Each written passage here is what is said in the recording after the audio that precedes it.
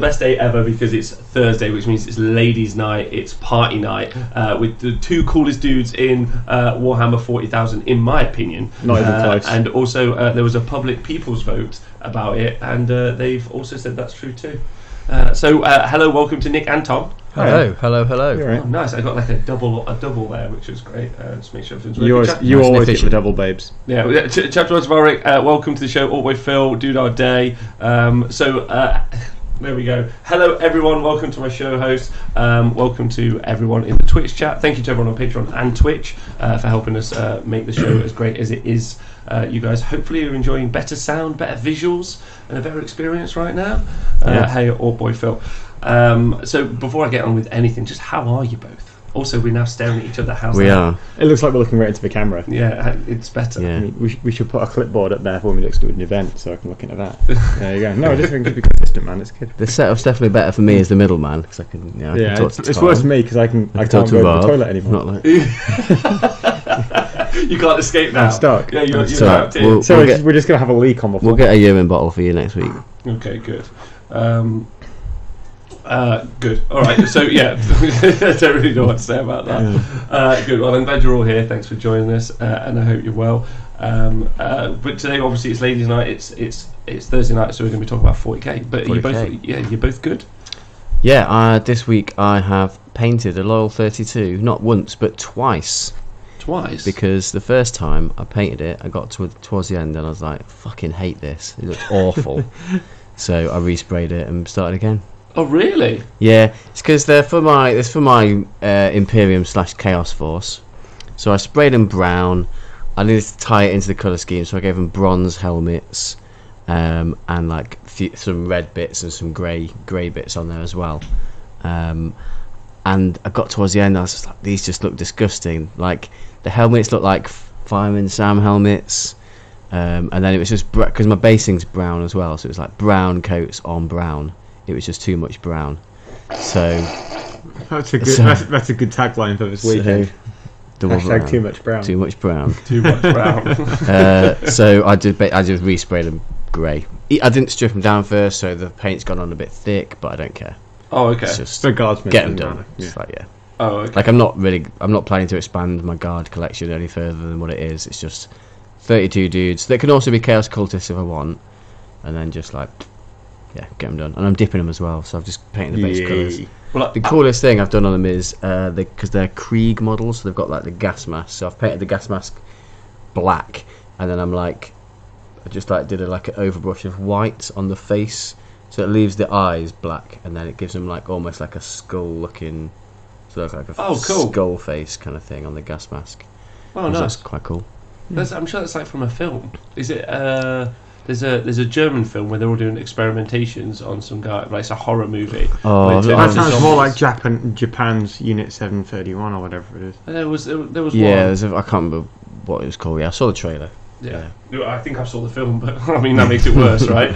I actually did some hobby inspired by you this week, Nick. I traded some Custodes units that I had for an entire box of Skaven units because we did obviously the what I thought was great, the Rat Canicum, and with Skaven being re-released in Age of Sigmar and Mechanicum being something I just have always loved, I think I've decided to combine those two armies, or the spare parts of those two armies that I have at least, to make like an army I only have to paint once but can use in two different game systems, which is just the simplest way of always doing something.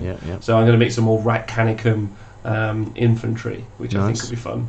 Yeah. I mean, you can use it in either system, right? Yeah. That's cool. Yeah. I'm being cheap as opposed to smart. Well, it's smart and cheap. I mean, that's all the smart people find the cheapest way to make the units they want to use. Yeah. Tom, how have you been this week? I've done nothing, mate. My airbrush is conked out because the needle's kind of done, so I'm trying to buy some more needles. But to be honest, I'm just... You've not done any inspired conversions? No, I haven't even read anything. Read nothing. I played some 40k. So you guys played at the weekend, so you guys taking a bit of a break, really? Yeah, I didn't go down on Wednesday.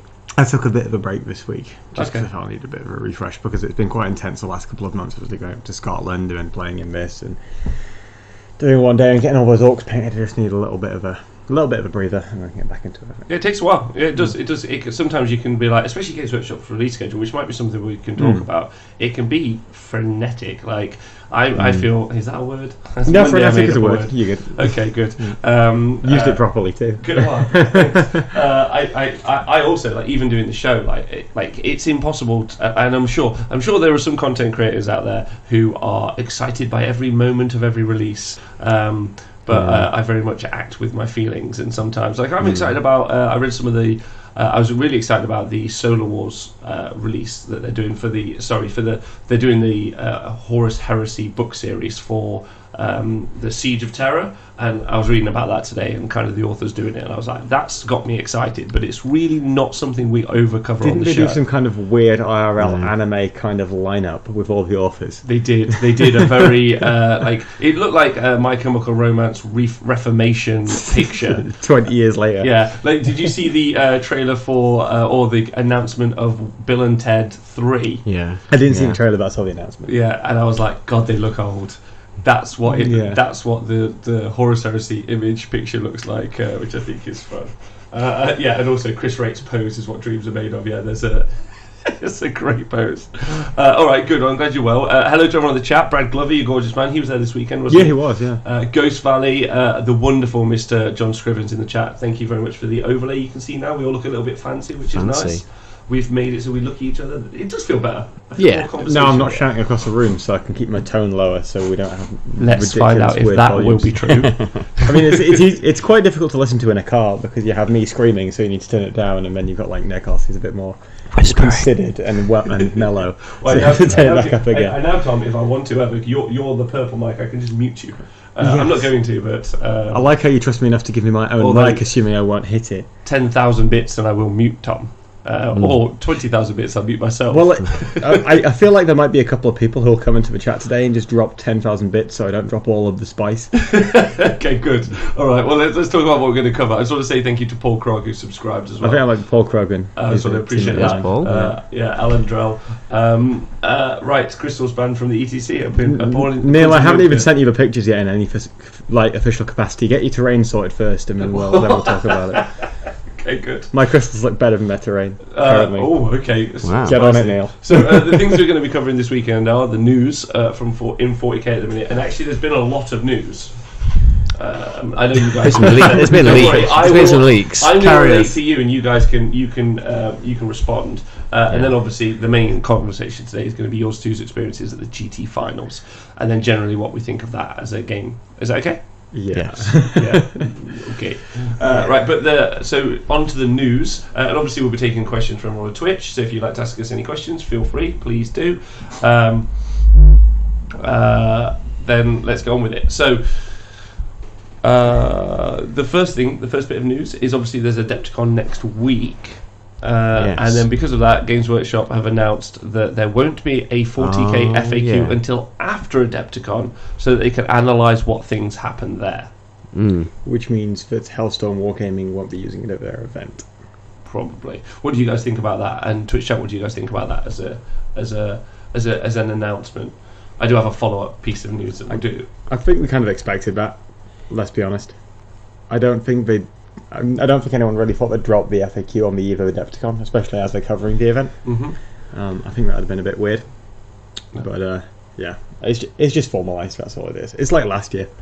Yeah, I don't know why they didn't originally in their plan just decide to release it after. Like they gave themselves their schedule. So yeah, if they weren't going to release it but before big events, they know it happens the same time every year.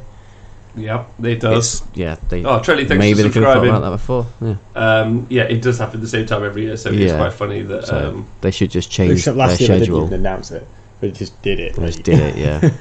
Yeah. At least they've told us this time. So yeah, that's good. Well done for that.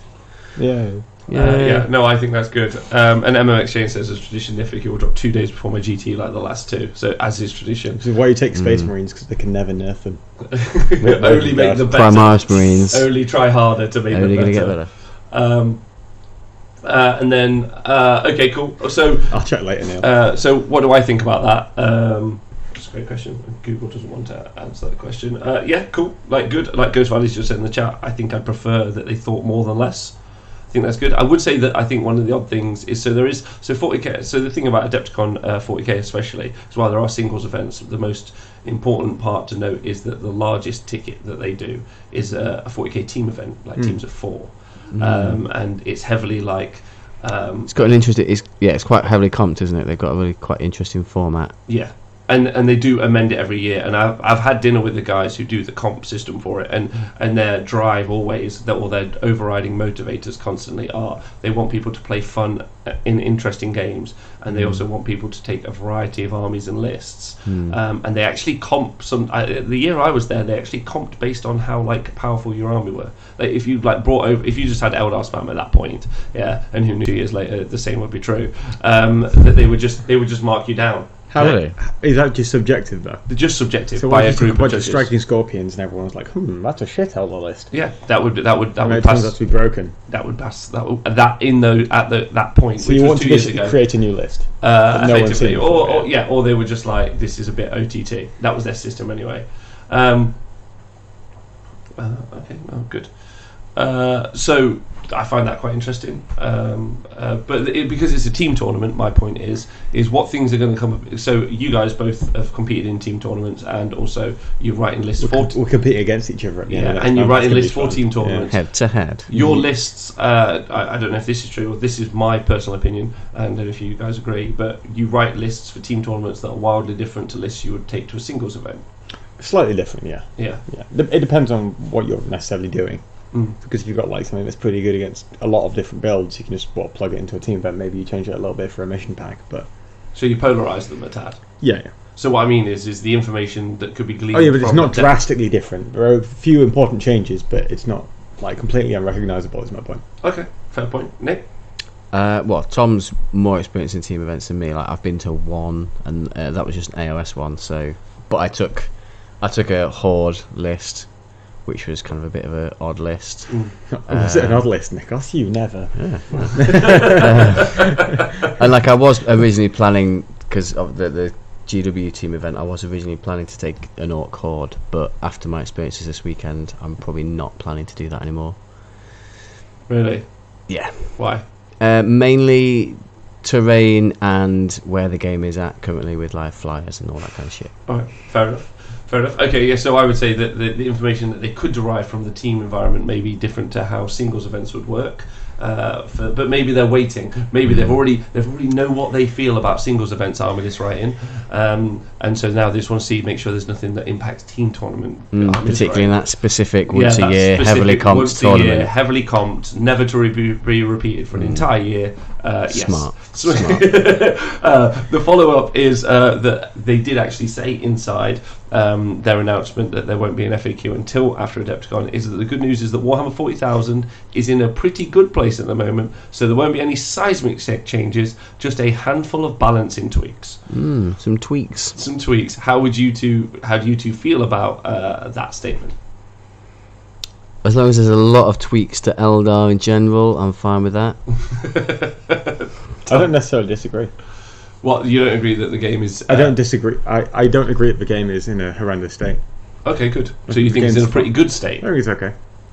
So you will go for okay? I'd go for okay. Okay is a 5 out of 10. I'm still not sure how I feel about 8 as a rule set, but I don't know how you would change that about completely overhauling it. I think it's quite simplistic. But... Do Not Age just donated 100 bits to you, Nikos. You can say. I can, yeah. You can call it yourself if you want. Say a big thanks. So, yeah, thanks the other day. I'll buy that pen and paper. No, pencil and paper for writing my new Orc list. Just Varak says, my mate destroys my soul with Eldar every time. On a relative scale, it's pretty good now compared to how it's been. Well, on a relative scale, agreed. The thing we're talking about is tweaking units. We're not talking about tweaking about the main game. No. Agreed. And if we can take a comparison of like... I've seen some things, man. I've seen some stuff. So I got to see things like the Beast Pack in 6th edition. I got to see Flamers and Screamers at the end of 5th and the start of 6th edition. I got to see Lash Chaos, the second one, not the first one. I got to see all these kinds of horrendous invisibility stars. And when you compare those things and how dominant they were to how dominant some of the units that we're talking about tweaking are now, it's not really in the same ballpark. Yeah, agreed. I think that's a really fair statement. I also would say that there are two versions of that truth, right? Not to cry fake news or no, of course, facts. that's fine. But there's the version of we agree that compared to other iterations of 40k, the game is more interactive and more interesting than it's ever been, and I would agree with that statement too. I would also say follow up. That doesn't mean that if you're a new player inside of 40k, for instance, But yes, I like because you have no relevant experience, and it doesn't really, not that it doesn't help, but someone like yourself saying, "Hey, if you think stuff's broke, you should have seen the past." No, but of course, but the term "good" is a relative term. Yeah, so you have to compare it to all the previous ever editions. And it's like, well, is this in a good state compared to this edition? Well, yes, it is. Yeah, I personally, don't think that's how it should work. I think it should be reviewed in its own On its own merit. On its own merit. Yeah, I think that. But then you have to determine how do you define whether it's good or not. Agreed, but then you would use it then you would have a metric. So like if you were to go and play, let's say, bolt action, Nick, which you're a big fan of, right? You wouldn't compare it to, like, you would compare 40k and bolt action to each other, I would assume, to a degree. Yeah, you compare it to and while you can compare Warhammer 40,000 8th edition to another version of itself, yeah, that then doesn't give it a pass for other failures. No, of course, but like it would be in the same vein. It would be like saying, I really, really like 40k because the models are great. Yeah. All right. But I used to play bolt action, and bolt action models sucked. All right. So let's take this then. I don't see why you can't compare 40k to bolt action, because at the end of the day, I think you should. Yes, exactly. Yeah. So this is the thing. So you're comparing it to competitors. Like, well, is this a good game compared to the other options we have, like bolt action, like the Mantic games, like Age of Sigmar, even to a degree, or maybe even War Machine and Hordes, although that's fallen away a little bit. Is this a good game, and does this stand up compared to our competitors? I don't play those other games, and I don't think a lot, but there is actually that much crossover, because you don't tend to have the money all the time or the I don't think there's a lot of crossover either. I think you pick one or the other. Yes, I think I agree. Yeah. So, Nick, thoughts on that? I was sort of, I think, if I was to compare it to bolt action, 40k is more fun. Bolt action is way more balanced. And then it comes down to what you want from a game. Yeah. Yeah, agreed. But in that conversation, in Nikos's version of a review, as per example, you're not comparing it upon itself. I would say let's compare it to previous versions of 8th edition 40k, where, like, I mean, there's not that big silly bird doing that dumb stuff at one point. Yeah. But that would just be my 10 cents in a review process, especially for new players. Like, if you're a new guy out there listening who's just into 40k, you might be like, I don't know. I never played 7th edition Warhammer Fantasy Battles, and everyone tells me that it was just Dark Elves versus Demons, and it would just be, you would either roll one dice or the other dice and you'd win the game. And I was like, why the fuck did you play that game? That sounds dumb. What if you like Dark Elves? Yeah, I mean, fair enough, right? But why would you go to competitive tournament in that environment? I think I'd rather pick up a different game, realistically. So I think I prefer the comparison to War Machine Hordes, where, like, a lot of their stuff is like about the minutiae of, like, scoring objectives, and that sounds quite interesting. Or the alternating activation that you find inside both League of Knights and also bolt action makes me think, okay, that's better as a game system. That's just as a process. My opinion on 40k right now, I played 40k many years ago when I was much younger, so I didn't really know how to properly play the game when I was a kid. I still don't. And I started again with this edition. Like, I was playing Age of Sigmar and Fantasy before that. I would say since it started, I would say it's the best it's been since it started, and that's based on the new missions. So I think they're way better than the Games Workshop missions that came beforehand. But it's also not great because of how much there does seem to be a lot more rules. The rules bloat seems to be coming back in again. I didn't experience that in the previous edition because I wasn't playing. But like when it was reset, it was quite nice and simple, and now it's like you need $1 million, which isn't great. Personally, and now there's because I play Chaos, and now there's the new Chaos stuff coming out.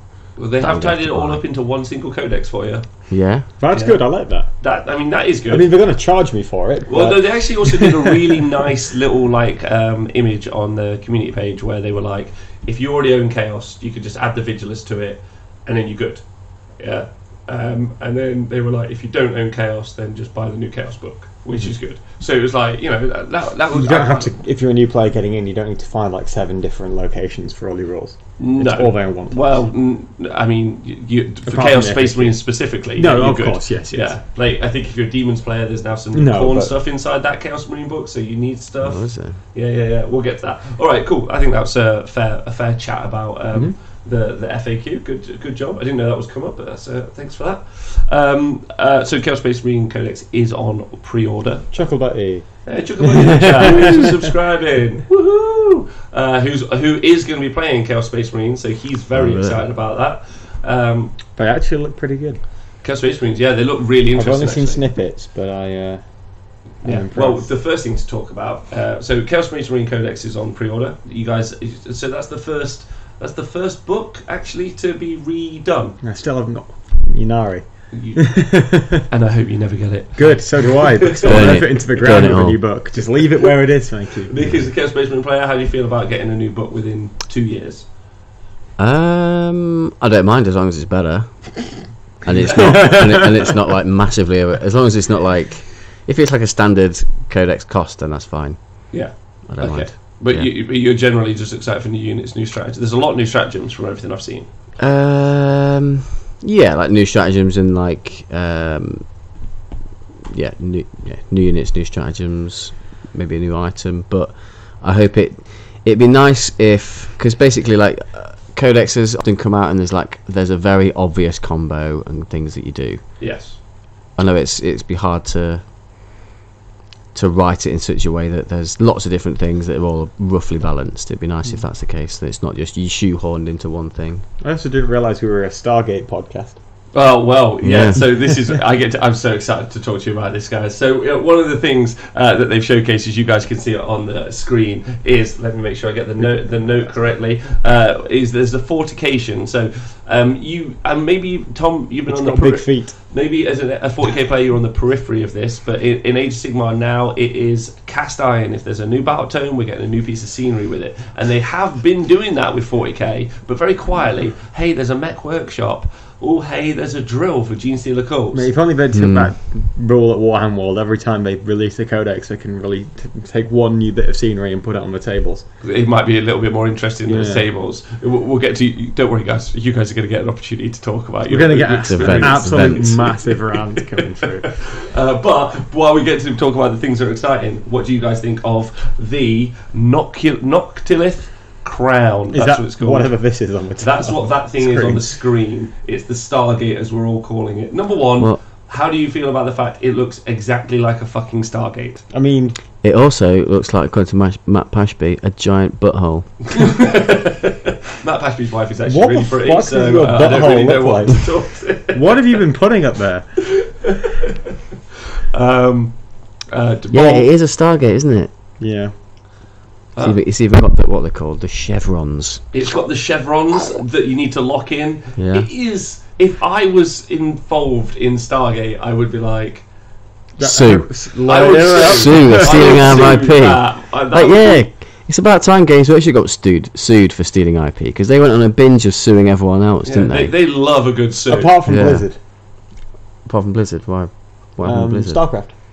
No, they pulled out. Well, it's arguable who's who. Like Tyranids is Zerg. Yeah, Zerg, and it's arguable who actually came up with that first. There's a big row about that. I thought GW commissioned them and GW pulled out, and Blizzard were like, lol, Lamal, let's just release the game anyway. What we should do an in-depth review. We should do a proper journalistic. Yeah, let's do that. Alright, that's my job for this week. Okay, good. I'm going to do a rundown of the legal processes of StarCraft. I'll move it further away. Okay, I can just turn you down a tiny bit. Okay. Everything will fit if you try hard enough, according to Alex James, including his vultures. Yeah. So what do you guys think about it? Like, I think the fact that they've ripped off Stargate is hilarious. I think it looks cool. Yeah. But I will be angry if I'm forced, in inverted commas, to buy it. Because its rules are good. Because, the rules are really good, and if you don't buy it, you shoot yourself in the foot. I'll be rather annoyed. Because that's basically the case in Age of Sigmar, and I don't like it. You don't like that in Age of Sigmar? No. No, yeah. So in Age of Sigmar, effectively, with your allegiance ability or like your chapter tactic, you effectively always get a piece of scenery, and there's no reason you would ever not take the piece of scenery. It has such a big. I think you're going to have to see it. Like they've seen it as such a massive commercial success that you're going to see this in 40k, like almost guaranteed. I mean, at least that one looks cool. Yeah, it looks cool, and yeah, Okay. easy enough to replicate, I guess, as well on the cheap if you want to. So one of the things it does, it gives invuns and plus casting to nearby psykers. And That sounds good already. Just invulnerables to psychers. Yes. Not invulnerable. Well, I think it everything. just gives invuns around it, but we actually, I haven't seen the rules. That's just going off what I read in the community article. Okay. But what I really enjoyed was, so because of the fellow energies of the Blackstone Fortress, so it seems like the Blackstone Fortresses are their lodestone for changing the narrative for 40k quite considerably, because they're a new element that they've been able to add inside of 40k. So because of that, some Chaos Space Marines have got hold of some of the Blackstone Fortress items and then have erected these items, which make the space between the Materium and the Immaterium very thin. So it's kind of like imagine like you had a realm of chaos. Imagine when you accidentally touch dicks. Yeah, then there was a gate, so like a realm gate. Okay. Yeah, and then you could teleport between places using the realm gate. Do you think there's going to be some sort of war that will be fought around control of these gates? Around controlling of the gates. I mean, that would make lots of sense, because then, so that would be what the Realm Gate Wars. Realm Gate Wars, yeah. That would be new in 40k. But if it gets out of hand, Abada could just close all the gates, couldn't he? He could close all the gates and go to his fortress in Azia? In space. In space, yeah. That's not in any way exactly the narrative of Age of Sigmar. Right. There's narrative for Age of Sigmar? Another great... that's a great retort. I genuinely don't know. That's a great retort. 2 40k players going... Like, that would be so fun, a 40k and Age of Sigmar player, like, shouting across the street at each other. And then the 40k players, like... And then the Age of Sigmar's like, you've got Realm Gates in 40k! And it's like, we've got a fucking story! We've got a story?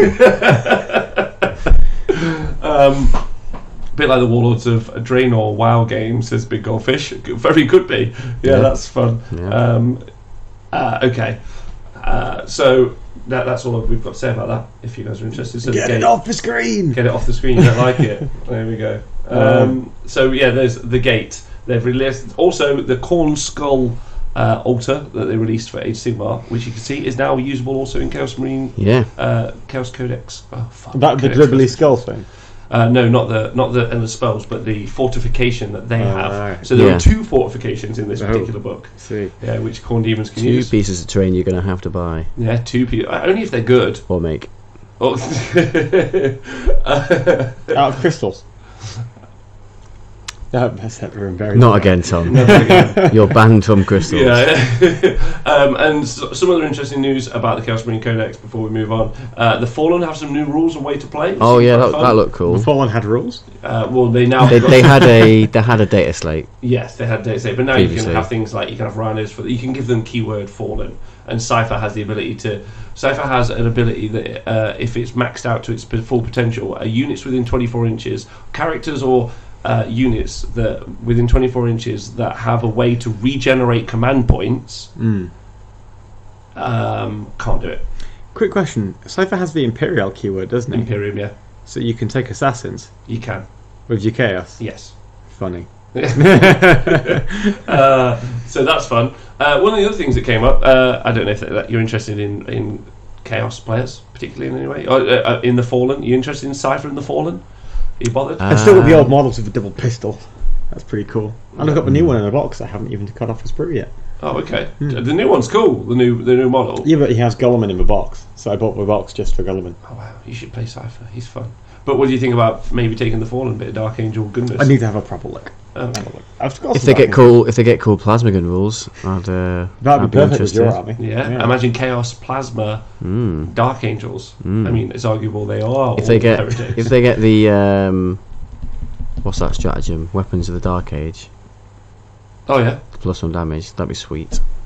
Oh, but you could transfer that over. That would be sweet. Yeah. That would be sweet. Yeah, and like James is saying in the chat that is it James that said it? it is a very specific ability. Simple saying it. The Cypher ability is very specific. The ability to not regenerate command points. Command points on at 24 inches. It's like, okay, sure, all right, cool. But it looks fun, and it looks like in Vigilus there are loads of different ways to play loads of different types of Chaos Space Marines, so more than likely there'll be some strong choices in there, in my opinion. Yeah, the leaked one that I've seen that I'm really excited about is I think it's the Red Corsairs, and they're the guys that advance in charge and they get extra command points for some reason, because I enjoyed using that aspect of my list at the weekend. Running in charge, having command points. You have to take specific Chaos Space Marines, so don't you? You can't take cultists, and you're doing that anyway. I was doing that anyway, so that's cool. Yeah, and then agreed. So it all looks fun. So one of the things I also read, which I thought was interesting, was the Night Lords. So Night Lords have an ability where, so their thing is like, and this is where I get into a quick conversation before we talk about the finals. Be scary. Yeah, they're be scary. So this also is a conversation that's true in Age of Sigmar as well, but I'm interested in having this chat with you. So, when you read that a unit has -1, gives -1 bravery debuff to units around it, on a scale of 0 to give no fucks, how much do you give no fucks about that ability? It depends, do you have a mental onslaught ability? Minus 2 or something like that. Yeah. So no mind war, no mental onslaught. Yeah, ignoring that. I just mean the bravery a bravery debuff to units running away of a -1 factor. Within what range? Any 6, 3, doesn't 12, matter. 24. The whole board. The whole board. The entire table. If it was 24, it might be annoying because I might need to spend CP to keep orcs on the board rather than whacking them with a big claw. But your bravery 30 dudes -1? No, because if I'm so the way that you can often engineer it is you kill a bunch of orcs from each squad, and therefore let's say I have 5 orcs left from a squad, and and the biggest squad within range is 20, and I've lost 25 dudes or something. I don't know. I didn't even do the maths on that, but often you want to be careful when you're losing so many models. But apart from that specific situation, if you're reading through rules and you go, you can get -1 to be hit at range, or they give enemies -1 not bravery. As many. Don't we give roll a shit. to hits or -1 bravery. Not as many armies really care about leadership as much as orcs, ironically. Yeah, but therefore it makes a difference. But move outside of the context of specifically only orcs. Almost nothing. It is important. Well, they do, because when you're getting to a point where you want to green tide when your units are low, you need to make sure you have a couple of models left, and the morale phase is the last phase of the game. But the other units have bravery 32. Right, no, they have a bravery 30, and if you've lost 28 orcs, there's a good chance you're going to lose some orcs. Okay, so what I'm saying is that orcs don't care that much about it because you have ways to mitigate it, and they're one of the ones that care more, which is why that stat debuff isn't necessarily as useful. Right, okay. Sorry, we won't let you get No, you're fine, you're fine. Okay, that's really, really fair. Yeah, so, but then that led to me, so the article does actually say that eventually you can get down to -6, right? And this led me to the conversation, was still, even then, stacking them is interesting, but normally things like that are you have to have 2 units within 3 inches or something similar, and get a psychic power off, and use a stratagem. Yeah, and I'm and I don't want that. I want Night Lords to be on the table. In my opinion, this is just a wish listing thing. I want Night Lords to be on the table, and they're right, every unit is now bravery 1, and you're oh, okay, that really that dynamically changes the shape of the game. The -1s. I don't think the rules designers really understand how little that has an impact. Whereas the concept that just someone who's terrifying. Think of someone who's terrifying. Conrad Kurz. Yeah, he should be -10 bravery to everything around him. A guardsman, one guardsman dies to Conrad Kurz's pistol. Look, the other 9 look and think, "Fuck, it's Conrad Kurz." Isn't that purpose of Conrad Kurz that he's scary because you don't know where he is? Well, but my point is the same, right? I think the idea of Mortarion being there, and he just flips a piece of Nurgle snot and wipes out a guardsman. The other 9 should think, so I'm a human, I've been alive for 23 years, and he's a 10,000-year-old demon Primarch. I might run the fuck away. Not one more of us might run away, the whole squad. Yeah, but then they look around and there's a commissar there, and then who are you more scared of? Who are you more scared of? What? You are? Sorry, say that again. Commissar or... Yeah, well, I suppose that's the point. I suppose the 40k universe is so terrifying, but what I more mean game mechanics-wise, I think it would be really interesting, especially with some of the armies that have the story that's so, scary-led. It's sometimes written in the narrative that people have heart attacks out of fear. and I'm like, -1 bravery does not. Sorry, -1 leadership does not. Yeah. I feel like with that kind of stacking, you need something on top of it to make use of the negative leadership modifier. I just think the negative leadership modifier. Like, think about your loyal 32s, and think about your guardsmen like squads. It's all good that there are 30 humans, but we've made this joke before. Like, every Castellan has got 30 humans walking in front of it, and while the Castellan's like, I give no fucks, I'll keep shooting. Like, 30 humans are like, okay, we're between this giant dickhead, and we're keeping it alive. Yeah, and all of the terror of the future. Yeah, and you just think, well, maybe you should run away a little bit easier. Oh yeah, that's fine. Yeah. Datcom says -10 leadership will make no fear even worse. Well, I don't. That's fine. Also, Dionysus says, good hanging out with you guys at the weekend. Yeah, he was chill. And he subbed. Yeah. And he subbed. Thank you very much. 9 months in a row. Everyone loves a bit of dick. He made me like Nando's. I didn't like Nando's before. So it was just interesting what you guys think. Like, tweet us, Facebook us. But it's only because I read it today. And the article on the community site, as always, was over-egging how amazing it was to be able to of course it was. minus bravery, and I was like maybe sometimes I don't even remember it, like, realistically, because it's sometimes so unimpactful. I think generally, in my experience of 40k leadership, is like a unit either just dies completely or not a lot happens. Yes, that's what I would say. You're wiped out to a man, or it's relatively you irrelevant. usually wipe stuff out, as opposed to 40k's got a high damage output. Yeah. So you normally just murder stuff. Yeah. I mean, it's a bit of a cop out, but I'm trying to remember that not everyone plays the game the same way that I do.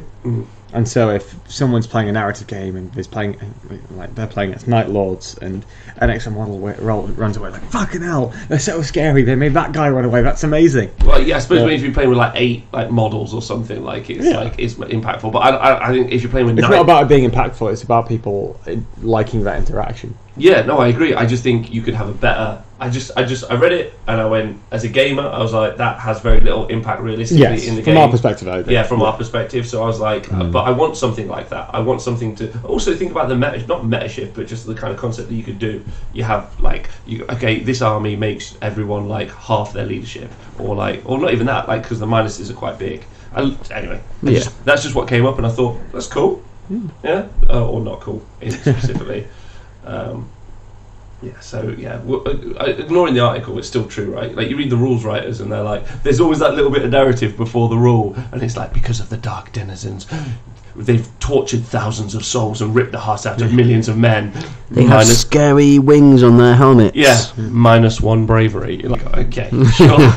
there's a story behind that extra guy running away. Let's tell it. Yeah, but I feel like it's like over-egged the story. Anyway, there's a new Chaos Space Marines kit that looks really, really fun. I like that, and I think that's everything from. There's more detail, but we'll get to that in the future. Yeah. You happy with that? Anything you want to add about Chaos? Not really. Apart from join us, join the dark side. Join the Chaos Legions. If you like having fun, play Eldar. It's fun to find. And if you like having fun, don't play against Eldar. Just don't play with the planes. This is working better this way. I think this feels better. Right, because we can look at you in the eye as we use our ASMR voices. Yes, that's weird. Hey, Rob. Chugaboot's also joined the dark side, FYI. Oh, nice. So he's a Chaos player. All right, so we're going to now talk about the Warhammer World GT finals held at Warhammer World in Nottingham. You two attended. I'm going to prefix this with some like questions. Tom wants to limber up. I feel like Tom wants to get spicy. We're both gonna get spicy, I think. So fair warning. I think Tom wants get your milk, boys. Tom wants to have a conversation about some things. We'll see. I don't really know. See where it goes. We're going to dive down the rabbit hole. That's okay, James. I don't like having friends. But here we go. So one of the things to mention first, because if you're a new listener or actually you're somewhere around in the world, we get a lot of the Greek guys listening. Hello to Greece. Fun in Greece. Yeah. So if you're one of these guys, so you might not know how Games Workshop do their formats. I was actually thinking this today, because we attend so many of the Games Workshop heats and format, and then we do our reviews on them. They should sponsor us and buy us tickets. Well, I mean, there's that. I mean, I was talking about potentially asking for expenses for these events because there's so much content. We just have to go. Well, yeah, exactly right. So, but I was also thinking, I was thinking, I wonder if they're more. I mean, they probably sell out all the time anyway. But I wonder if like GT didn't sell out the final. Final didn't sell out. Well, we'll touch on. Talk about that. Yeah, the final didn't sell out, right? No. So Didn't last year either, or the year before. yeah, I wonder if we basically egg it on as a thing to go to effectively. But that's a side conversation. Anyway, if you guys don't know what happened this time around and what Games Workshop seem to have been on as a method, they have a bunch of heats. So in this case, 4, where you play, you qualify, you get in the top something like 75% of the players who attend. Top 30. Yeah, top 30. Top 30, I think. Top 30 people. Top 75% of it. Pretty embarrassing if you don't qualify, wouldn't it? And then you're eligible to buy tickets for the final, and then you buy tickets for the final, then you go, and then eventually someone wins the final. So there are 4 heat winners, and then there's a final winner. Yeah. So and they're always different, pretty much all the time. Cool. Done. That's that conversation. That's it. If someone's like, I wonder what they were talking about. So the finals was this weekend. So you guys, we all qualified, all 3 of us. But I did not attend because you 2 were going. I thought that would be over egg on this show if all 3 of us went. Plus I heard the Italians were going, so I didn't want to go. Yeah, You right. Your mate was there. Your mate was there. That's about. Please go back to an earlier show where I had a very different tone. So you guys went. So I got some like generic questions before we get into the games. Okay. Right. Number 1. What armies did you both take and why? Do you want to go first, Tom? So I couldn't take my crystal mech guns because they were deemed unacceptable. Mm-hmm. So I had a bit of a scrounge around. If you guys don't know what he means by crystal mech guns, please see under the dictionary crime, and then you'll be fine. Yes, yeah, he was indeed. No. Yeah. So I ended up having to cobble together a list. I walked into Games Workshop on Thursday and was like, right, give me all the orcs you have. So I had 2 big mechs in mega armor, Evil Sons, 3 weird boys. 1 had Fists of Gork, 1 had Warpath, and 1 had the Jump. Okay. I had 3 units of 30 boys with 10 shooters and 3 tank buster bombs. 1 unit of 26 boys with all choppers. A unit of 10 boys with all choppers. A unit of 10 Gretchen.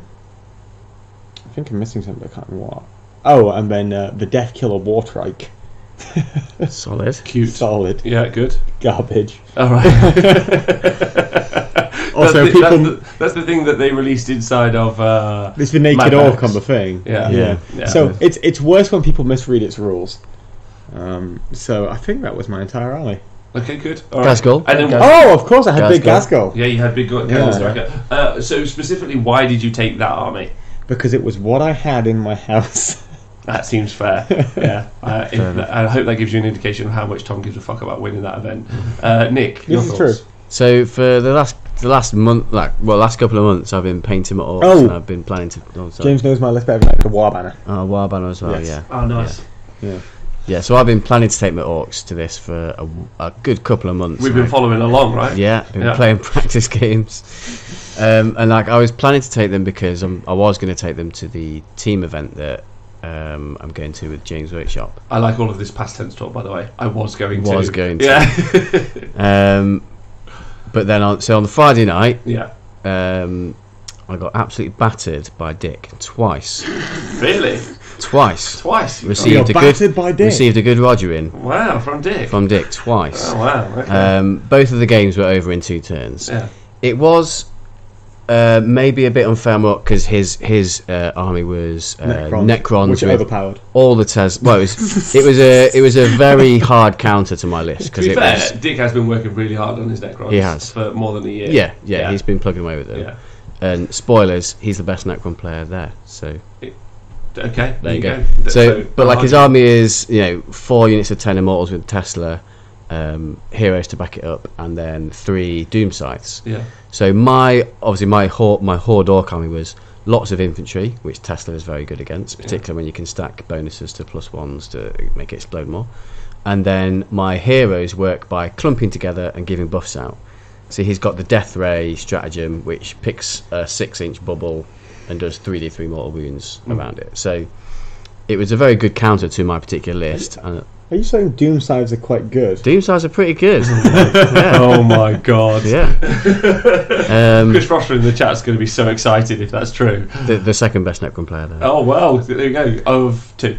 I think there was 3. Wow. 3 or yeah. And if you guys again are new and you haven't been following along, there was you please go back and listen to the show where Nikos is the 3 or 4 shows, the 3 or 4 shows before Nikos gets his Necron Codex, and then the 2 shows after with you get to follow the elation, and it's kind of like a relationship. It was just like, she's so great, like everything's just fuck. So getting beat by Necrons. How did you feel about that? Well, I felt okay about it, but apart from the fact you dropped your entire arm. Well, so after that, it made me think there's going to be a lot of people who are planning for Orc Hordes. Yes. And do I want to take a Horde army that is physically hard to play because there's so many models? Yeah. Do I want to take that to a 6-game tournament and just basically have every game be like that, where I'm just slowly removing my models from the table over 6 turns, or 2 turns in the case it was against Dick. So 4 turns in total. Yeah. So then I just decided, right, I'll swap to either a mixed Knight and Marine Imperium list, or Chaos with like Bloodletters and my running Berserkers. So I went with the mixed Chaos list in the end. So I was originally taking a combat Orc army, and I switched to just still a combat army, but with Bloodletters and Berserkers instead. Right. And I've played enough with that list. I knew what I was doing, so I could switch to it at the last minute. Hey, thank you for donating 1,000 bits to make this Goss happy again. I think we might genuinely be at this age to get you at this stage. The thing, yeah. A Tesseract Vault. Yeah. Although that. Now, I've got a funny story about Loki, actually. He was in the final round, and I came and parked my Orcs next to his table. I was like, please tell me you're on my table. He got really sad when it wasn't. Oh. Well, what was he using? Imperial Fists, and he was planning for Orcs. Oh, and nice. he didn't get to play Orcs once. Oh. That was like me when I had all of the Haywire with the Harlequins, and I did play like a vehicle for like the weekend. Like knights everywhere, and I just couldn't touch them. No. Even Hook and Pin, welcome to Ladies' Night. Dude, thanks so much for the bits donation, that's awesome. So you similarly decided to just... So Tom got his army nerfed by anyone with good sense, effectively, and then you just decided to nerf yourself as quickly as possible. Well, I don't know. So we both imploded on our armies right before the event. Took it very seriously. Yeah. All right. So the army I took was Bloodletter Battalion, so 2 Bloodmasters, 30, 20, 10 Bloodletters, and then Renegades Marine Battalion with Demon Prince of Khorne with a running charge talisman, Chaos Lord on bike with a chainsword, who was my secret star of the weekend. A chainsword. Oh, nice. And then 3 units of 5 just Bolter Marines, 2 units of 10 Khorne Berserkers in Rhinos, and then I had a Thousand Suns Terminator Sorcerer, who was my warlord, so he's got +2 to his first cast and +1 after that, with Warp Time, and then just 10 cultists. Yes, that was the list. So it's basically shoot some Berserkers forward, Bloodletters come in at some point. Done. Yeah. Okay. Right. Fair. There we go. Good. All right. Nice.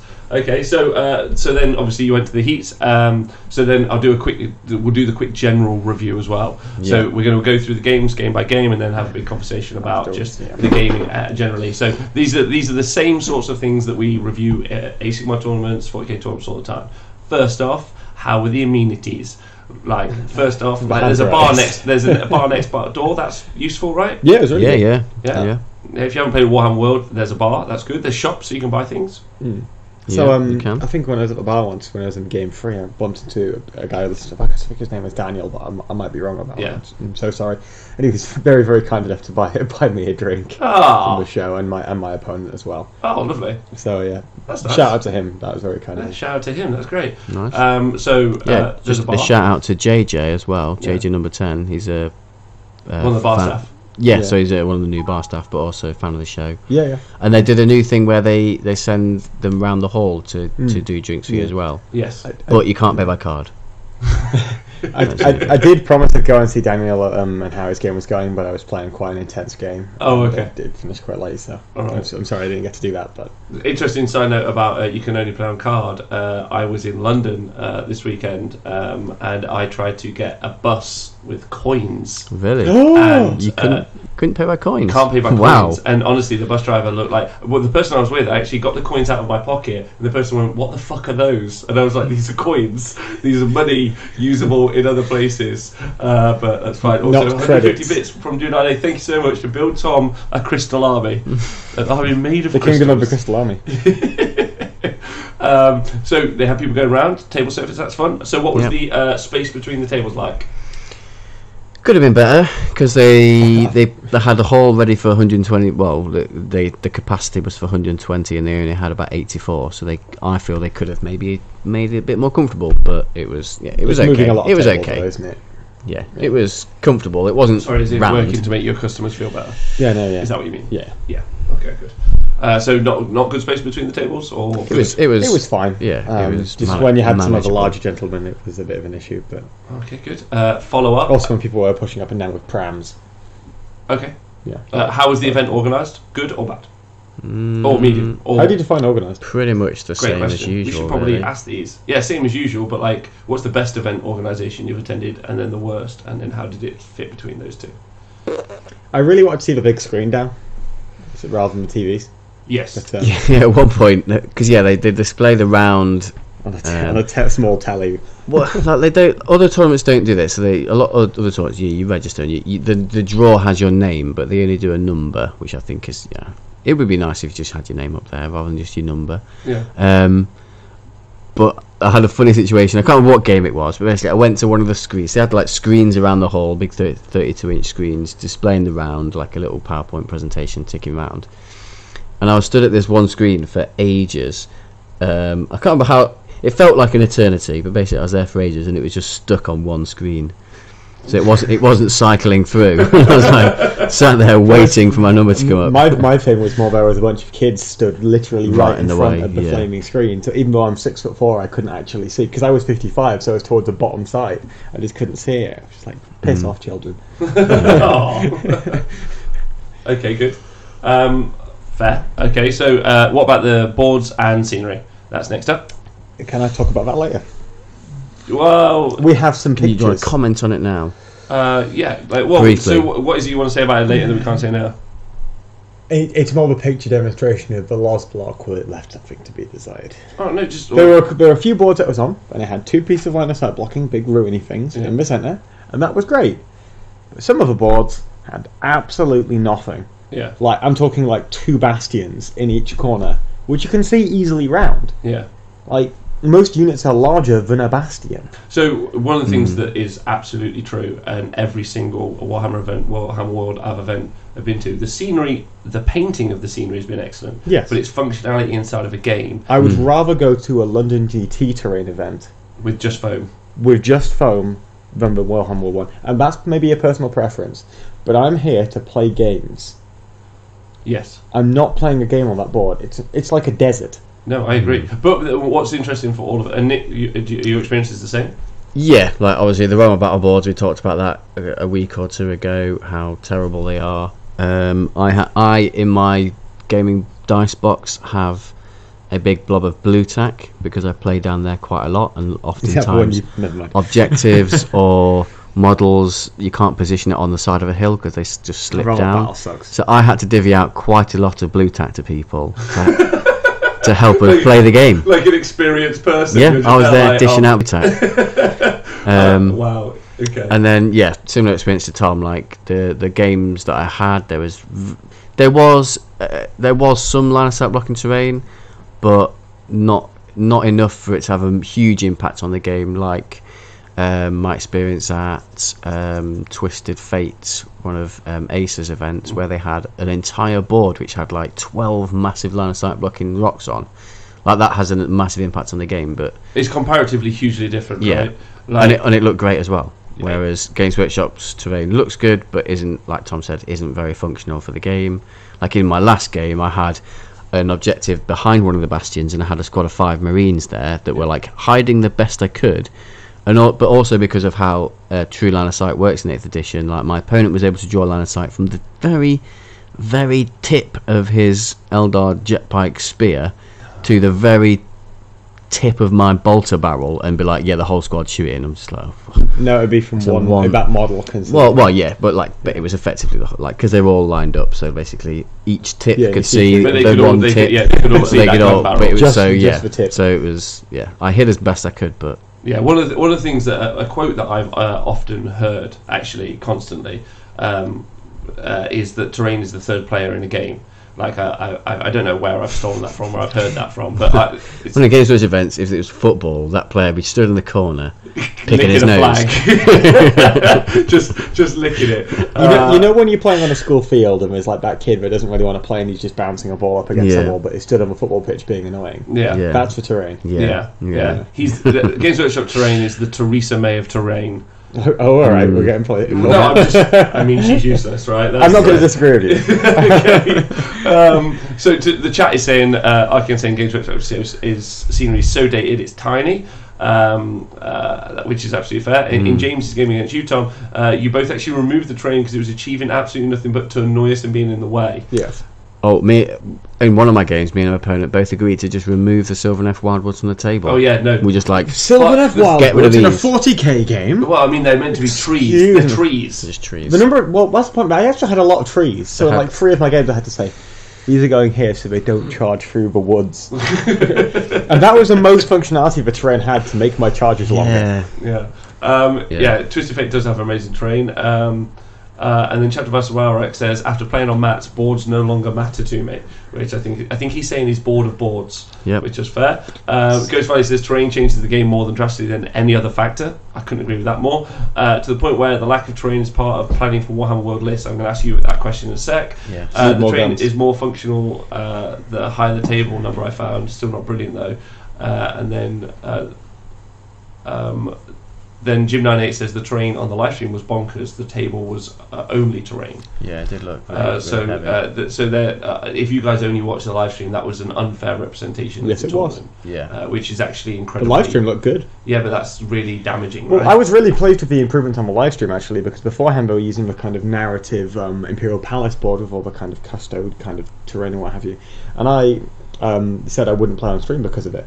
Because I couldn't move my orcs through there and I had all the custom laser cannons and what have you. Whereas this board, I would have played on that. That was a really good looking board. Yeah, it was, really but functional board. unrepresentative of the rest of the Yes, tournament. so if you were to just look at that board, great, but it's not what everything else was. I'd say it's not representative, but... Yeah. And also, the Templar has just subscribed 16 months in a row. Thank you very much. He says, what's a Monologue? Anyone know? No. What's a Monologue? He did drop a capper. Do you actually know what a Monologue is? No. Oh, it's a Shade Spire. So, the Templar is arguably one of the best Shade Spire players in the world. Is it a faction keyword? And he has a blog called What's Your Crit? Critting? Can you roll a crit? Yeah, can you roll a crit.com. There you go. That's his. There you go. It's a shit mushroom Togoth, says Scrivo. Wow. Okay. Thanks, Scrivo. So the scenery unfunctional. Yeah. And disappointing because obviously it's but we And it's another nerf to combat, which is, I think, so you were going to go on to that question. Has it affected your armies that you're taking? So yes, I'm not going to take my orcs to the team event anymore because because often in the games I had with my Khorne combat army is that people could just sit on top of a building and put models all the way around the edge, and I could not charge We'll them. get on to that. Couldn't charge them you are. So yeah. because you can have a building, so Yeah. 6-inch tall building, and you put a unit in a circle around the edge of the building. You cannot charge them because you can't place it. your model on them. Oh yeah, I know that rule. So it's just another nerf to take in combat armies in 40k. Yeah. Also, you get shut up. Yeah. Also, you're not like running get like shot. halfway up the board. Yeah, you get shot to fuck. That's true. We're not I'm playing sure like to see Hermanista that. made a good point in the chat as well. I want to try and say it. I can understand Tom's sentiment. I went to my first ITC tournament the other week, and it was different with the terrain rules compared to the 6 or 7 Warhammer War tournaments I've been to. Now, I know for a fact that the Games Workshop have often listened to our reviews of the tournaments, and we've never been shy about saying that their terrain is shit. I mean, we could bandy words like unfunctional, but it's poor. It's poor for their game, and they've constantly, the community team, because you now run the events, you go to AdeptiCon, you go to a bunch of places places. Nova. Nova. You go to LVO. You go to a bunch of places where the terrain is fantastic and fit for purpose. I'm not going to drop the London GT, man. Well, no, not there. Like if at this stage, like almost like what 4 years into you being a community team, haven't learned to make better events, people are going to stop buying tickets. Because I'm less interested in buying tickets to those events, or I just feel like I'm just going to take shooting. I don't think it's even just for terrain, but we'll get onto that later. Yeah, but my point is the same, right? Like I want. I agree. I want to be overly critical for all the people that pay the money, especially if you're travelling from another part of the world. Be like, I'll actually go to one of those heats because maybe one of our shows is one of the only shows that talks about it. So you guys have got to improve it, and you've got to improve it really quick. Yeah, and like just reflecting back on when we went to cover the LCO, like I just remember when we were setting up on the Friday night, looking behind me, looking at all the fat mats they had down and all the beautiful terrain they had, like that just made me salivate and want to play 40k on those tables.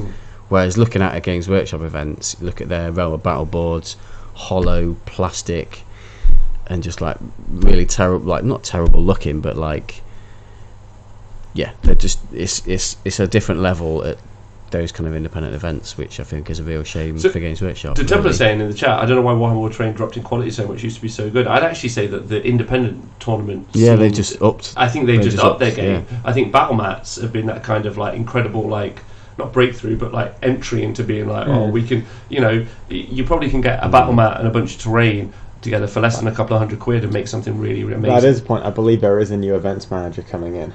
Yeah, there is, but like, and that's why I want them to listen to this. I want them to be like, "We're cussing you, and we're not. We've been cussing you for a year. This is what you can improve coming in. Yeah, sort it out. And if you don't, we're going to continue. Well, it might not even go. Might just go take a picture and just put it because it's going to become. Because why would anyway? Never mind. Why would you not want it? Because it's a premium price ticket, right? Anyway, but I like playing Warhammer, so what? Fuck it. Next up, so I did that. Food. How's food? Food was alright. Yeah, food was good. That's great. Food was so I was custard. I was happy. Oh, nice. Yeah. Make it a meme. They'll be forced to deal with it. Yeah, if I anyone think we out had there more is people listening, serving now as well. Huh? We had more people serving now as well, I think, but I'm not certain because I was coming in quite late to lunch every day because I was packing away about 200 orcs. Okay. So. Emma Exchange says, as an indie TO, half my budget minimum goes on terrain every time, to give some people indication. And James got a specific guy that makes all the cool terrain. Oh, nice. Yeah. And Hermanist says, I heard the North Wales Open terrain was pretty good for a one-man effort. Cheeky. Yeah. But it was. It was. One-man effort, not a £300 million company. Yeah, and like all he did was like, you know, get lots of tins and things like that and like put it on some bit of wood, sand it up. Because how much was the ticket for the finals? £65. 65, yeah. So, and they had, if they had 100 people go, which I don't think they did. They had 80 something. 84. Okay, but they had that £6,500 they could have spent on terrain once a year, and then that could have been usable. And they'd get it half price, wouldn't they, as well? Yeah, I don't think they'd even pay half price for it. I think they'd get it at cost. So there we go. Right, all right. We've kicked that horse, I think, fairly well. So food good, it's dead. Terrain good, terrain shit, board shit, space medium, aircon is always an interesting one. It was all right. It's okay so long as you don't go on the stream.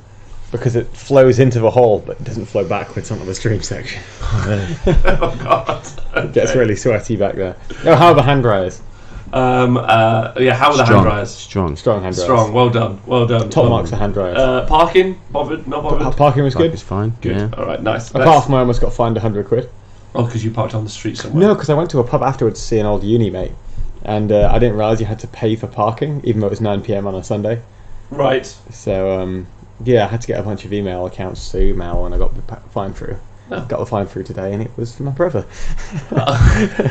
So he's got to pay it. He's got to pay it. Oh, nice. All right, good. So then let's go on to the games. I think that's everything there is to say about an event. I'm going to make like a standardised event questionnaire. How was your experience? Yeah. So then games. Game one, round one. So it was 6 games at this event. 6 games. Who did you both play?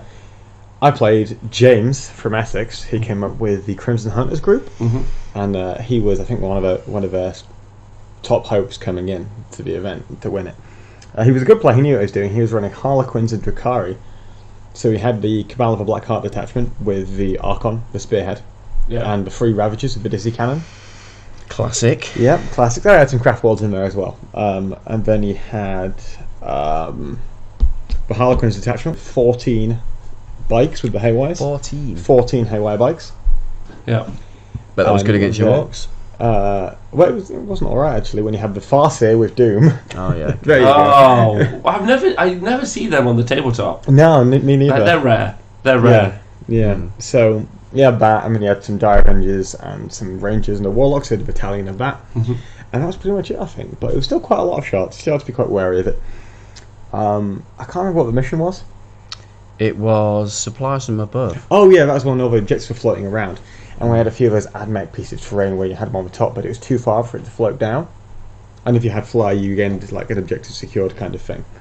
So Mufasa was on a bike. So what are you doing? Please continue your story. Nothing. It's just the temper in the chat said, how is the player representation in terms of gender and ethnicity? And there's been some very funny responses, but the best one is Ghost Valley's straight in public, which I just found that just made me chuckle. Fair enough. Yeah, gay at the weekends. Yes. Please continue with your story. No, that's fine. So from that, I think I gave him first turn, and we had the two ruin things in the centre of the board. And what he did was he took his Harlequin's bikes, plonked them on the top so I couldn't charge him, and shot a bunch of orcs. Right.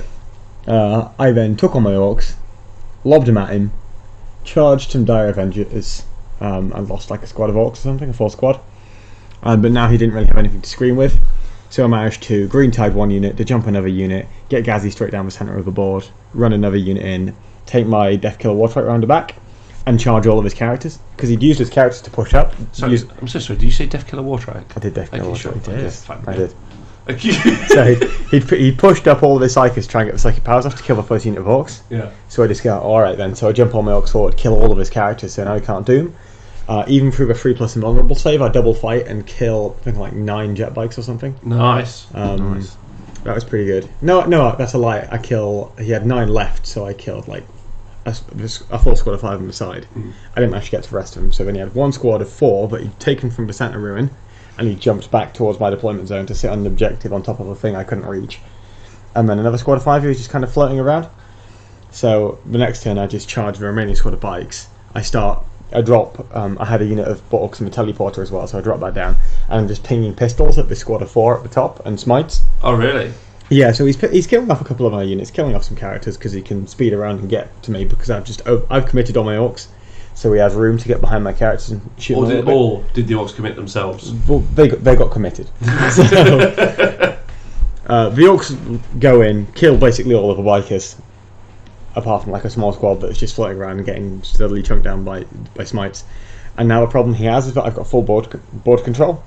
And it's like, we're drawing on points, but I'm just pushing my way in. We get to the end of turn 5. I think he has 2 Ravagers and an Archon left. The Archon charged into Gazgul to stop him from killing the 2 remaining Ravagers. And one shot him in close combat. Wow. What? Without an additional close combat. The Archon did? The Archon killed Gazgul Thraka. One shot him in close combat. Wow. That was pretty spectacular. Yeah, you like, okay. I was like, alright. Well, I guess you get a Warlord point now. So now at that point I need to commit another unit of orcs and double fight on the Ravagers to knock off an objective. Yeah. And I was like, well, there we go, that's the game. But you get your secondary for killing that. You get a first strike point, I think, as well. So he did it pretty well, but it was just very hard for him because he doesn't really have the number of shots to remove me. He has quality of shots in the Haywire, but he doesn't have the number of shots. And he went on next round to play, I think, a full Knight army. So just tabled it. He just wiped it. Yeah. So, but he was a really good painter though. He'd spent a lot of time in his army. Oh really? Yeah, I think I might have played that guy at the previous heat when I had my knights. With the diamonds. Yeah. So I spent a lot of time at the end of round 5 just talking to him about hobby crimes. About hobby crimes? Yeah, I was trying to work out how to not commit hobby crimes. Oh right, and so do you think he was helpful? Yeah, he was telling me a bunch of his techniques that he used and some of the cheating that he did. Like, is this part of your court order, Tom? You have to speak to good hobbyists. Yes. I need to rehab myself. I've heard you've been issued with a community work thing where all you do is and base layer paint just whole armies for people. Yeah. In a bag. Straight in. Like. I like how also your system for like hobby approach. You're like, I need to do some hobby, and then instead of going, what I'll do is I'll just paint my army. You're like, what are the cheats? Like, how do you do it? Like, so what he'd done was... What do you do without doing it? He had some diamonds on his Harlequin bikes. Yeah. So what I did... Did he use detergent bags? Well, no, so he took some, like, stickers that you can get from Poundland, and he put them, like, in a line up his bike. and then he airbrushed it afterwards, and so he could peel the sticker Peel them off. off. And it was a good cheat, but was effective. Mm. So lazy and cool. Other things. Home Minister's got an offer. I can offer a trade. I'll teach Tom to paint and convert. He teaches me to actually not play shit. Yeah, I'll go for that. There you go, done. There's Yeah, a yeah. trade There you go. established. I mean, if he paints my army, I'll play it. Okay. Good. Nick, who did you play? Yeah, James was a good first dude. round. So I had a gentleman called Mark in Yeah. my first round. He had a cobbled together, borrowed, mixed Eldar army. So Okay. he had One that he's been borrowing for over a year. he had Triple Ravager and an Archon. So it wasn't like Command of the all Black the Heart. same army. It was just like bunches of other people's armies. They looked. Yeah, it wasn't like wildly different. It wasn't like Okay. all over the place. Yeah. They looked reasonably close together. So you had 3 Ravagers and an Archon, Command of the Black Heart, classic. Yeah. Then he had 6 Eldar Haywire bikes, Harlequin Haywire bikes. Then he had 20 Guardians, a couple of units of Rangers, like a Warlock, some Death Jesters, Oh, nice. and a the Troop three. Master. I think he had 3, yeah. Was those the ones that they could shoot the characters? Yeah. Okay. Yeah. And then he had 6 Warwalkers with double. Warwalkers. What's the Scatter double scatter laser? Nice. And then he had a Autarch on foot as well, and then a Warlock and a Farseer. Okay. So I had the opportunity to go first. He didn't seize. I slingshotted 10 Khorne Berserkers all across the board at the Guardians, and didn't charge his Autarch who was in the middle. So I managed to wipe out all the Guardians. Oh, and my Chaos Lord on bike shot across the table as well, because he Right. can go 20 inches and still charge. So Okay. That's pretty cool. it is. He was really good over the course of the weekend, because it's guaranteed 20-inch movement. So no spell, no nothing. You can't Just- stop just it. doing It just happens. Yeah. And then he's usually got a 4-inch up. He's power like of the charge. Death Killer War Track to me, which was 23. I guess so. Yeah. I thought of him afterwards as kind of like a chaos version of a Smash Captain.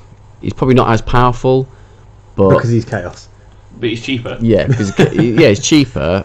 And not so CP dependent as well? No, it doesn't take any, but yeah. Okay. So those couple of units went across, and killed all the Guardians, and then hugged around the Autarch in the middle, and also tagged the Warwalkers. Nice. And then he went next, killed the Berserkers. So here's where some controversy comes in. So Ooh. he cast. So he didn't have his list. Right. Didn't have his list at the start With of the him? game. No, he didn't have his list with him. He says, a friend of mine is printing it off and bringing it. Okay. But he went through his list at the start.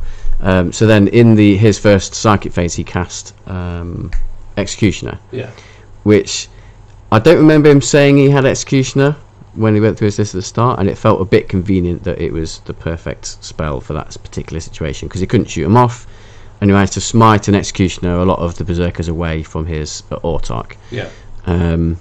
And then that was mostly his first turn, because he didn't have much on the board, because I'd shut down his And he was Warwalkers, still in combat, so he and I was in combat, yeah. couldn't shoot them, and his Rangers did a bit, and his Ravagers were off the board. So I went next.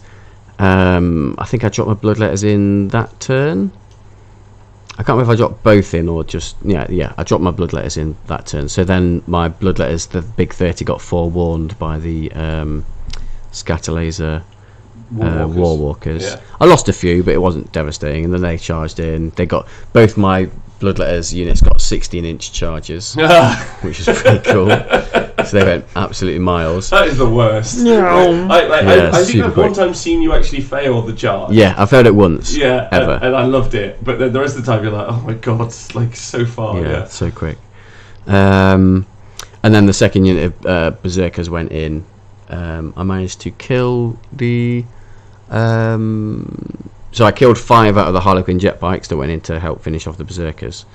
Here's the second moment of controversy from that game. So I killed 5. Yeah. We finished the turn, finished the combats off, and then he rolled a 4 for his leadership and didn't know the leadership of the unit, so went to check. I proceeded to do the rest of my morale for my units, once I finished, he started his turn. So I said, "Oh, what was your, what's the leadership of your bikes?" And he said, "Oh, it's 8." So I was like, "Oh, so that one's run away." He's like, "I rolled a 7." And then I just quickly said, "No, you rolled a 4, so that's a 9, so that one's run away." Yeah. He didn't contest that in any way.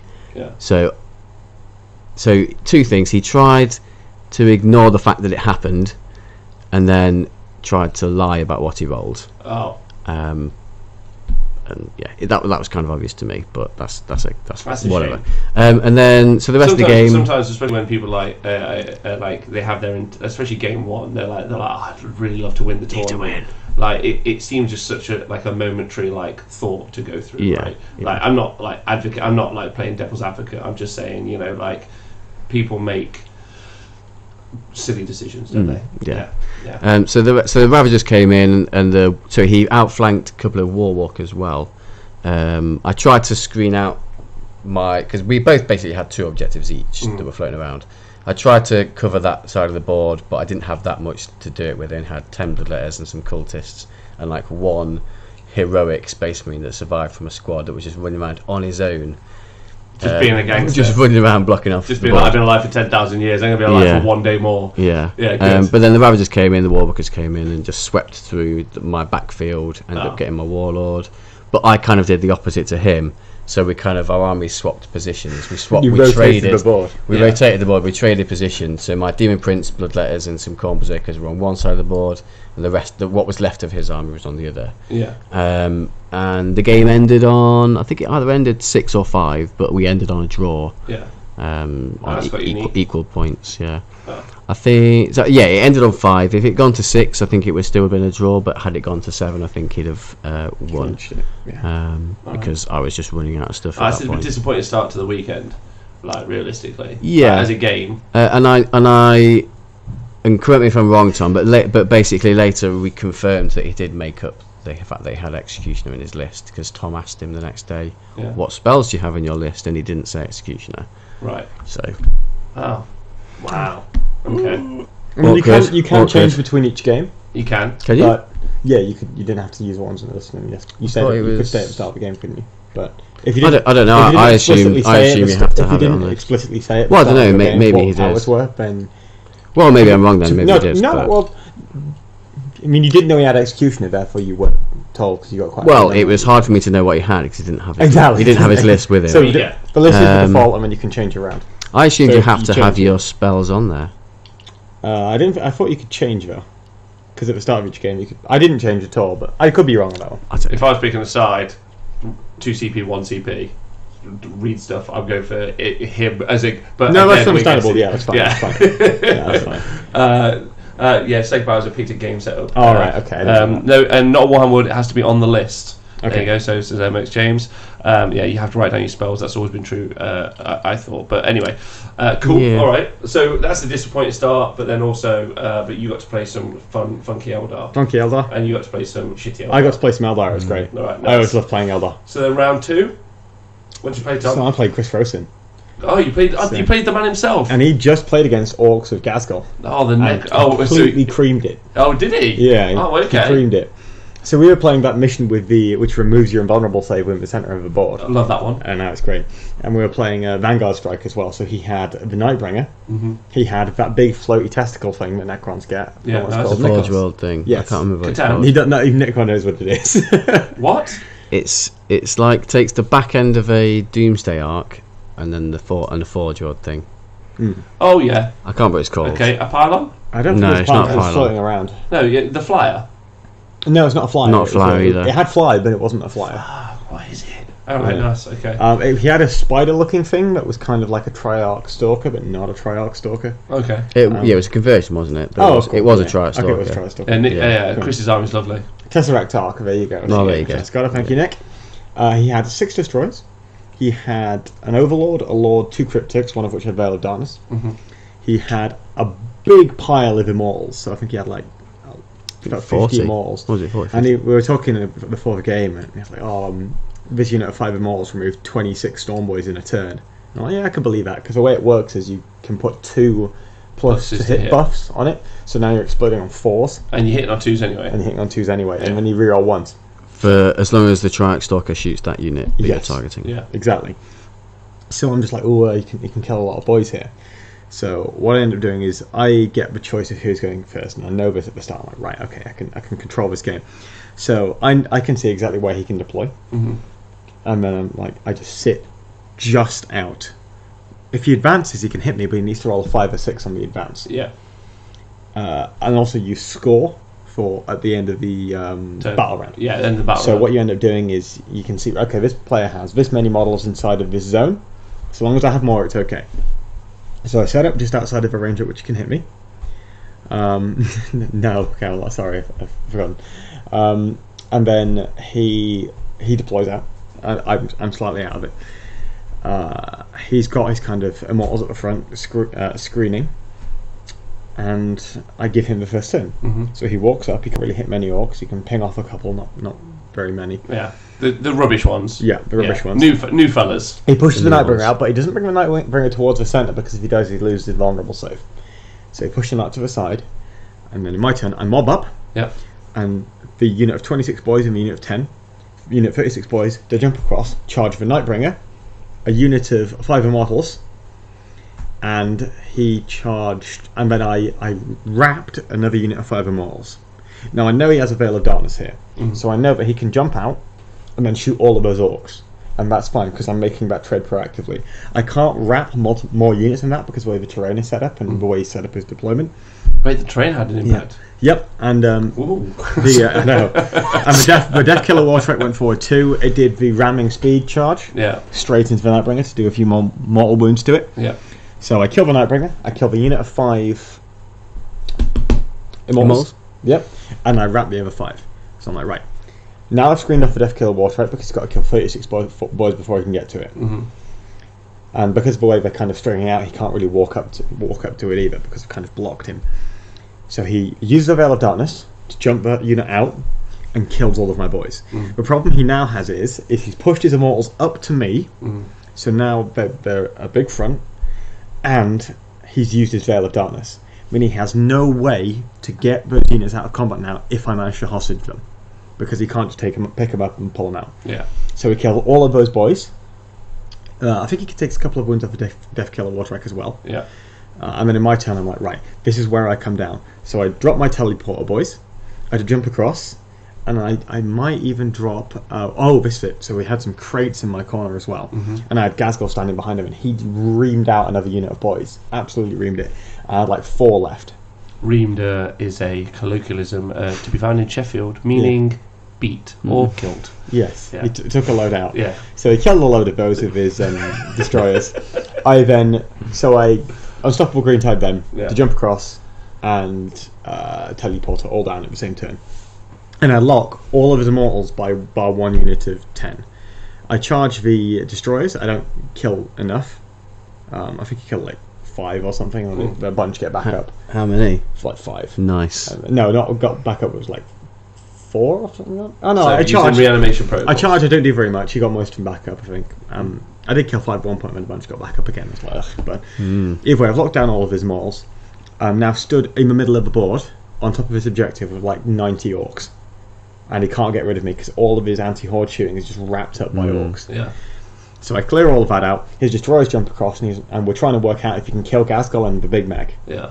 He jumps across. He shoots the Big Mac. He shoots Gazgol and takes only gets 1 wound through. So Gazgol's still walking around on 5 wounds, and Gazgol just turns around and kills 5 destroyers, and then they all get back up. After letting you down in the game before. Oh, he was funny the game before. It created a good story. Yeah. I'm forgetting that for a But while. now he's come back. Yeah, pretty much. And then the rest of the orcs just kind of roll through the rest of his army and push off those immortals in the back corner. They start killing the characters. They all lock down on the Triarch Stalker. And the issue that he has now is because there are so many boys, he just can't walk out. Yes. I've got the entire thing just locked. So... But lovely man. Oh, I really enjoyed playing Crescent. It was a very thinking game. So orcs just have this ability where they can sit off and go at the same time. Because of the jump. Because of the jump, because of Green Tide. teleporter, because of Green Tide, and because of the advance and charge as well. When you've got a war boss in there, Yeah. you don't the Death Killer Warstrike actually only gives it to Speed Freaks units, and I've seen a lot of people use it as if it gives it to infantry as well. It doesn't. So only Gazgol gives that out. Yeah. So he's acting as my war boss. He's allowing me to slingshot orcs across the board. They're very, very quick. So I can sit off, you're out of range, bang. Yeah. Straight across, hit a bunch of stuff, lock him down. He can't claim me because my speed is faster than his range. Which is weird, right? In 40k, you wouldn't... I mean, there are some incredibly fast units, but really range is always normally king. We had a discussion afterwards about how he could wrap, because I was thinking, well, he could screen with the Tesseract Arc, the Spider, the Destroyers, and the Nightbringer, because all of those are kind of reasonably hard units for me to kill, and they all have fly. Yeah. So effectively, I hit those, can't really do anything, I can't really remove it, you've still got your screen, and then you jump out and kill all my boys. Yeah. So I think I think you're right with the other ones, but I think the Destroyers, if you screened with those, wouldn't you? If you got into them, you'd probably double fight to make sure you killed them. On average, I still need about 300 attacks to kill them. Well, even with a double fight, you don't think you I got did the them? maths, yeah. Okay. And also, it gives me a little bit of a bait for me to jump across. Noggin Knocker, thanks for subscribing 2 months in a row. Appreciate Alright. that. Alright, but overall, good game. And Oh, Chris really? That was treasure. one of my favourite games. I really enjoyed playing Chris. Chris is a It was treasure. fantastic. Something I haven't asked yet. Obviously, and this is obviously key. How much did you two decide to finally sell your favourite game and army votes for? I take backseat. A take back, see. I wasn't selling mine. I was buying. You were buying. And my army still looked as good as Nikos's. Pardon me? And my army still looked as good as Nikos's, apparently. Apparently. Okay, we'll get to the results later. Noggin Knocker says, love you guys. Thanks so much, Noggin Knocker. We love you too. Cheers, man. We love everyone in the Twitch chat. I hope you guys are well. If you're doing some hobby, let us know what you're up to. If you want to do. Also, I just want to say a little shout out. Camelot played the Orc player who I played once, who's an Italian chap. He took him out for you. Who I would say was think that's- offensively slow. It's Cameron Giles, I think. And he beat him, and I just love you so much, Camelot 96. You are, Hero. He's you a are good my egg. hero He's today. a good egg. Oh my god, yeah, that's a cast iron salute from me. James offered to reach around. Not to me, he didn't. Oh well, wow, that's rude. isn't Cheeky it? bugger. Okay, Nick. So your second game. My second game. Did someone actually play the game fairly? Yes. Fuck they yeah. did. Yeah. Fuck yeah. So I was playing Matt. I think his name is Matt Morgan. He's a fan of the show. Oh, so nice. and he started off by saying he really liked the LCO coverage. Oh, thanks, man. So that was cool. I think we did a good job. Yeah. So he had orcs. He had a more stereotypical orc army. So he had 30. I think he had 90 boys. Something like that. About 90 boys. And lots of little units of Gretchen and a big unit of Gretchen to screen. And then he had like 20. And then he had 25 looters. Oh no! Couple of weird boys. I fucking hate looters. I They're love so looters. bad. They were good in this game. Oh, there we go. No. See. Yeah, they will be on an open board against a good matchup. Yeah. I mean, that's a fair point. Yeah. I think my preference should be, I like looters at Warhammer Worlds. They're okay at Warhammer World. Because you can just see across the board. Unless you're ace, apparently. Oof. Ooh. Wow. You are talking about Shots the top fired. player, hashtag at the event, just saying. But go on. He had Yeah, smash guns. so we what was cool is that we rolled the deployment. What's the end-to-end one? What do you mean the end-to-end? The end-to-end. So the Hammer and anvil. hammer and anvil. The So point we of rolled, hammer and we anvil. rolled no, we just the hammer and anvil one. Alan Draw, thank you for subscribing, you babe. Oh, thanks, man. Yeah. So we rolled hammer and anvil, and then we both just looked at each other and we're like, we don't want to play this deployment. So we re-rolled it. We re-rolled hammer and anvil again, and then we re-rolled again until we got one we liked. So we got a pointy Dawn of War. Yeah. So, and the reason that you didn't want to play Hammer and Anvil is Because we were like in the middle of an alley, a row. Yeah. So it was just lots of leaning over, and he had a big horde orc army as well. So it would have been a nightmare to play. So it is a nightmare. Yeah. So we just decided to re-roll until we got one we liked. So he deployed, like bunkered up. So looters at the back, layer of boys, little Only one layer of boys. one layer of boys, seasoning of characters in the middle, Oh, and nice. then an extra layer of grots at the front, Oh, and then some garnish of grots at the side as well. did he have an aperitif of Was Bombasted yet? He did not know. He Did he have Gaskell? he didn't have. He did have Gaskell, yeah. I think he might have played Chris Rosen, actually. Oh right, nice. Yeah, nice. Yeah, so yeah, Gaskell. So I got the first turn again. I threw in 10 Corn Berserkers, Chaos Lord on a bike, and a Demon Prince into the Grot unit and one unit of boys. I fought with the Corn Berserkers. He interrupted, killed some Corn Berserkers. I fought with the bikes, the Demon Prince, the Corn Berserkers again, and then fought again with the Demon Prince because I needed to finish off the boys, and obviously could green tide. So I left him with 4 orcs. The Demon Prince whiffed on his second one, and he was quite clever with his removal of orcs after my Corn Berserkers went for the first time, I think, because it meant that I couldn't pile in to get a Corn Berserker within 1 inch of the orcs because of where he removed models. So I had to pile into the grots. So I couldn't get the second wave of Corn Berserkers onto the boys, which if I had done, I think that would have finished off the orc boy unit. Right, no. So my aim was to kill the whole unit in one, so he couldn't green tide Imagine it. if he was Mouse on Bravery. Wouldn't have mattered because he was bravery 30 or whatever it was from the boys next door. So I didn't manage to finish them off. He green tided them into sort of the back corner to threaten my little fire base of 15 Marines with bolters. Yep. That had a nice piece of terrain that they could sit in and still be in the scoring zone. But the mistake that I made is that my warlord. So I used the rhinos to split off to help screen the dead jump, and I had some cultists and some bloodletters screening my little firebase with the cultists as well, and obviously my forward party of berserkers and dim prints were screening that bit as well. So he couldn't get a good dead jump off turn 1, but there was a gap for the 30 orc boys to run down the hill, and because I used my warlord had to be quite advanced. You mean slide down the hill? Because They did actually slide down the hill as well. Awkward. Yeah. Awkward. Okay, wood. So my warlord has to go quite forward to warp time the berserkers, and he was a little bit exposed. So that 30 orc blob slid down the hill and then got a big charge on my warlord and killed him his first turn. You and big charges seems to be going hand in hand this event. I mean, you are doing it on 3d6, aren't you? I know it's his big charge. Oh, okay, sorry. I think you've evolved it with. Here we go. Anyway, so that was his first turn, and then my next turn, I dropped in the bloodletters, and I did a classic rhino block on the green tided unit in the back corner. Yeah. So we had them a little bit strung out in like a bit of an L shape, and because I knew that they were away from the war boss, they didn't have a retreat and charge thing or anything like that. So I just positioned the rhino on the very tip of the blob there, and it would take him a few turns to kill him, and it meant that he could either just retreat and I'll charge him again, retreat and charge him again, or I'll get you on my Overwatch. Or he slowly. Sorry? He'll get you on my Overwatch. Yeah. It's a lot of shots. It's like normal orc shooting. He did a few. He did 1 or 2 wounds anyway.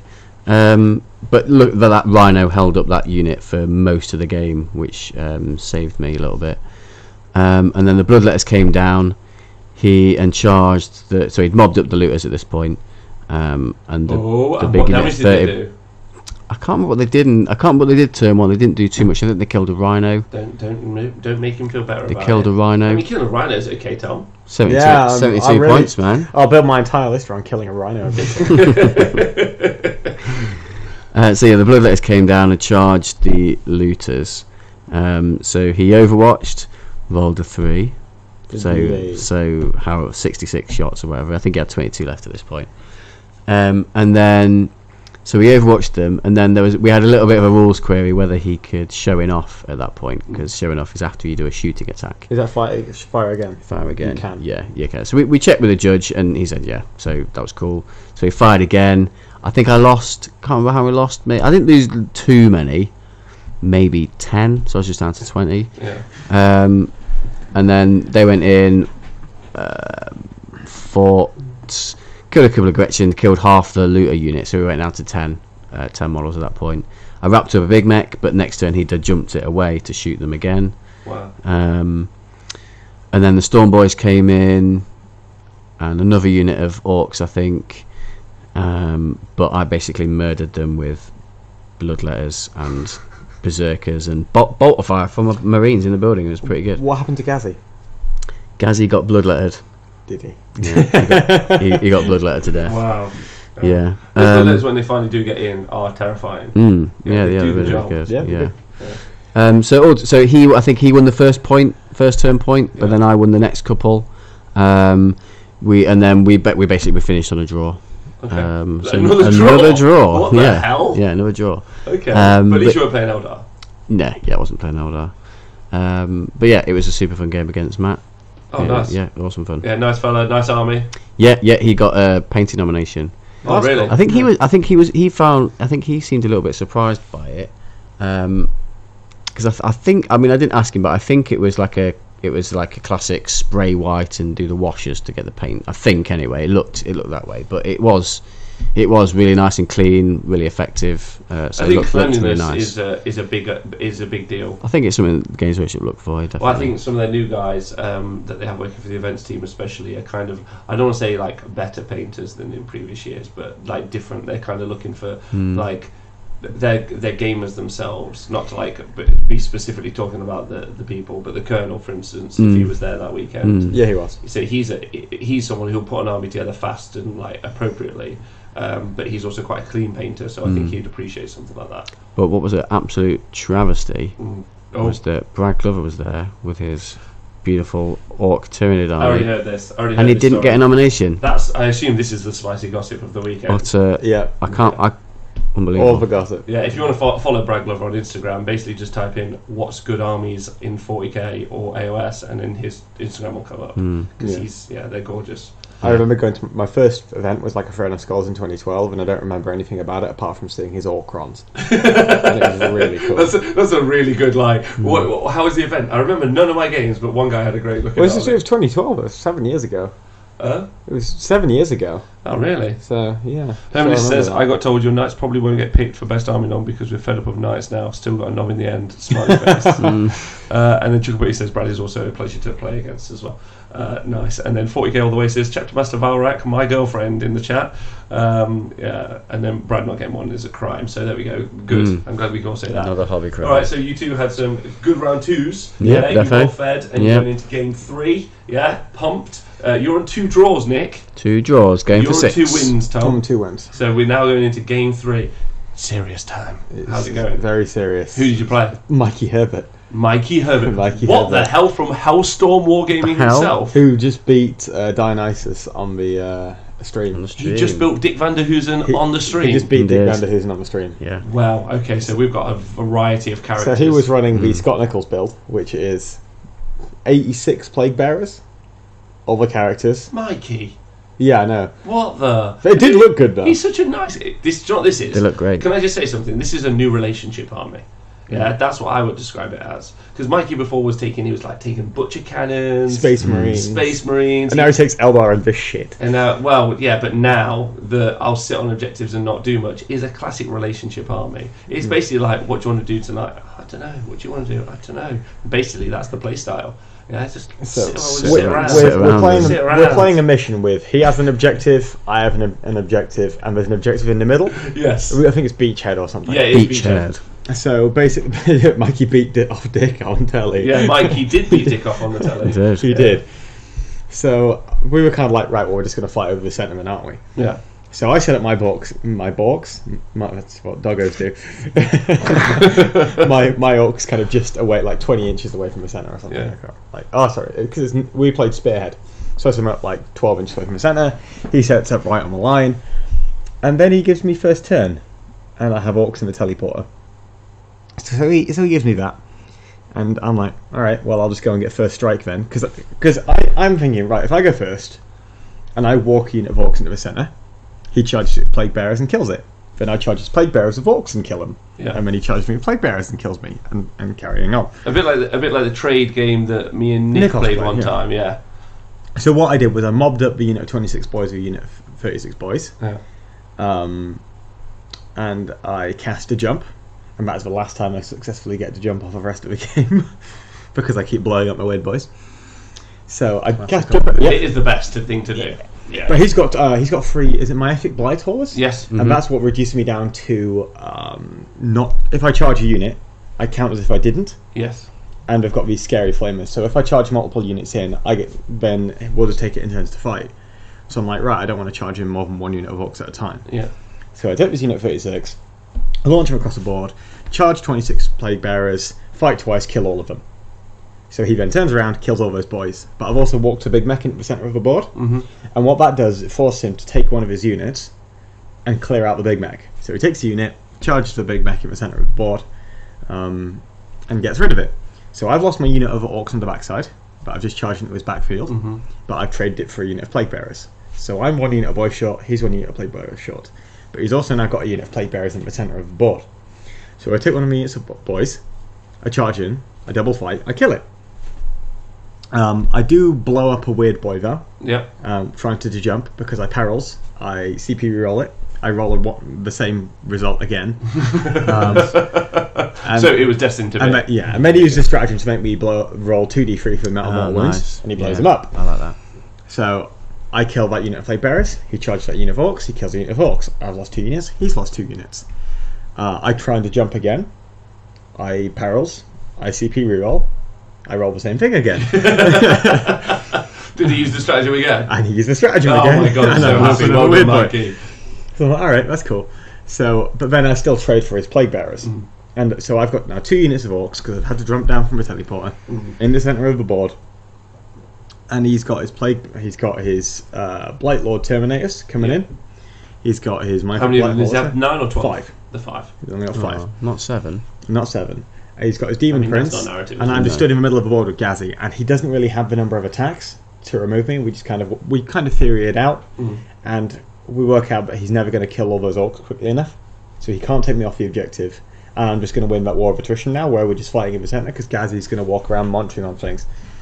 So we just call it there because he doesn't feel like he can really do anything. I think it's I think you'd have to get very creative to do something, and I don't have the experience with that army to. Plus he has to ring the really missus. Yeah, plus he has to ring a missus. Or tweet check in. Or tweet at the missus. Check in. Or tweet at the missus. Yeah, that seems like a popular absolutely. communication. So I always like playing Mikey. It was Mikey's in so if you guys want to see LCO coverage, Mikey came and did that with us. He's one of the Hellstorm Wargaming boys. All those guys, Dan, Mikey, everyone, they're just the best dudes. So go check them out at any chance. The main issue for him is that because I practice with Scott a lot, I'm used to playing against that matchup. So I put in the War Banner and Gasgul specifically for it, because what Gasgul does is gives all the Orc units within 6 inches +1 attack, and the War Banner does the same thing but +1 to hit. So I can negate his -1 to hit for the 20+ Plague Bearers in the unit. And I can negate the Miasma Pestilence. So the worst I'm hitting on is Force, ever. Okay. And we were using a dice app, and all models died within an hour. And we had like an hour and a half to chill and get drinks. And so, how did you find using the dice app? It was kind of cool, but I wouldn't want to normalize it. Okay, but it was kind of cool. It was kind of cool. All right, nice. That was same way. First time I pressed that button, I was like, I don't like this. Second time I pressed it, I was like, this is so easy.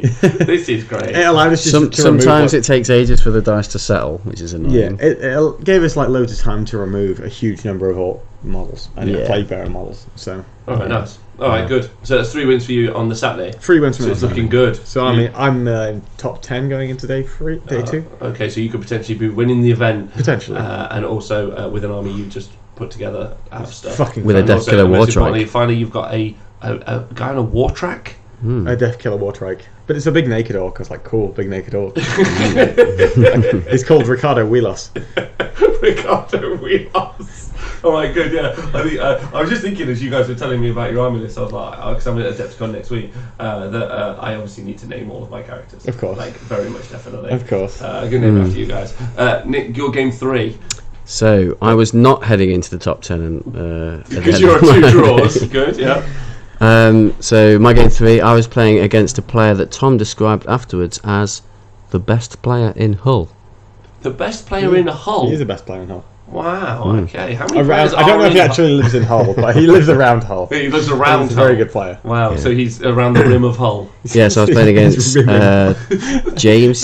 He's in the chat. James. James, MMX. So he played on the LCO stream against Colm, I think. We did, with Gene Stealer Colts pre the versus Codex. Planes, yeah. Having won a couple of events with Gene Stealer Colts pre the Codex, and Tom did an interview with him online. Yeah. He's a good dude. Yeah. Or Him and Kraken, thanks for subscribing for 13 months. You're so gorgeous, and you've got some big dick energy. He does have big dick energy. He does. I've seen his That was dick. a Kraken. Wow. He's too posh to live in Hull. Alright, so I was wrong on that count then. So Do not live in Hull. He's so so offended. you played against James, and you WhatsApped me actually just before this game, and you said, I'm going to psychologically freak this guy out. Yeah, Is I that said what you... I'm just going to show no emotion all game, and so he doesn't know what's happening.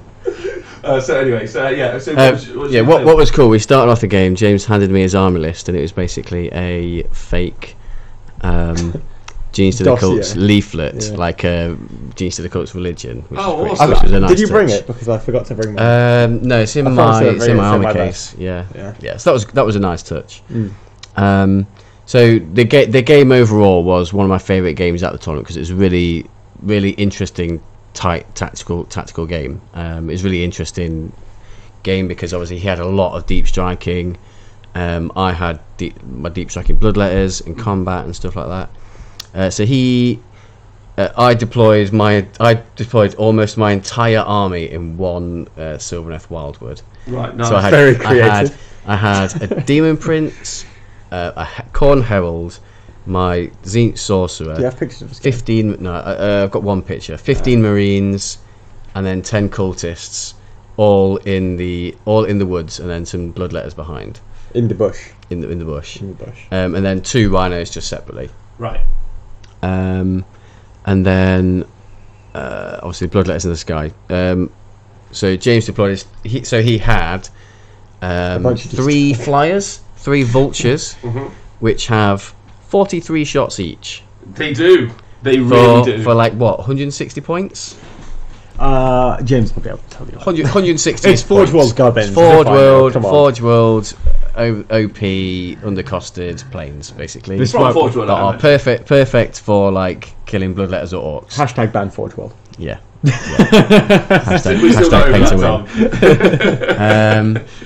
So I went first, and so he had like aberrants, he had some acolytes with hand flamers, he had some bikers with demo charges, he had like a loyal 32 kind of thing, so 3 units of 10 just chaff, a couple of psychers, and like the big gribbly Gene Stealer guy, the patriarch fella. Okay. So he deployed his blips. So I went first, and all I had to go at was 3 planes and blips. So I couldn't do anything really in my first turn. Yeah. So what I did was I split my rhinos. So my rhinos went one direction, one other direction, and I think Chaos Lord on bike went with one of the rhinos on the right hand side. And then my Marines kind of like fanned out a little bit to stop the deep striking with like the 3-inch one. Yes. Because I didn't want to get too close to my objective straight away. And he went first, and he killed the bloodletters, killed the cultists, got his first strike. As he's saying here in the chat, 160 points for 43 strength 5 shots. Yeah. Hit on 4s though. Hit on 4s, but then you can hover and you hit on 3s anyway. Okay. So yeah. Yeah. Also, his patriarch is called Patricia. Patricia the patriarch, who was pretty rubbish. Well, the patriarch was. Yeah, couldn't kill Patricia. some berserkers. So, and then my second turn. So there was a tiny little gap for my berserkers to, because he had two units of cultists like acting as like a screen to block off my berserkers getting too close to his objective at the back. But there was like a little gap that my berserkers could get out of the rhino, chain through, and then warp time again to getting to charge range of the back unit near his objective. So I charged the screen but not the unit at the back, so got one model in touch with the screen, and then the rest jumped around and hugged a fellow at the back, so I could lock myself in combat with that unit, and the other berserker unit and the Chaos Lord killed the other screens. I'm sure the right picture, right? Yes, yeah. The picture you can see is my third turn. So basically, his turn. He removed a few of more of my bunker, and then his patriarch turned up, and the major turned up, smote the berserkers at the back a little bit, and then the patriarch charged into the berserkers, whiffed quite hard. He only killed like 2. Oh, okay. And then that power armor helping. Yeah, well, his AP4, he just whiffed completely. He just failed. Oh, nice. Like, he's hitting on 2s, re-rolling. I think he got 4 hits. Oh, really? And then like only 2 wounds. I think he re-rolls wounds as well. Oh, wow. So okay. he whiffed pretty hard. But then the mistake he made there was he forgot. I think he forgot about me fighting twice. Oh. He also forgot about Dre, which was the biggest mistake. Yeah. And then so I managed to kill the screening unit they had at the back, and that actually scored me his objective, I think, that turn. Oh, nice. And then he struck back. He was waiting for all my deep striking to come down before any of his basically turned up, which was smart, because obviously if he turns up, my bloodletter's just come in and smash him. Yeah. And kind of vice versa. So the picture you can see on the screen is my third. I think it's after my third turn. I think it's the start of his See you putting all the models third down turn. already. Yeah, he's getting the deep strikers out at the top.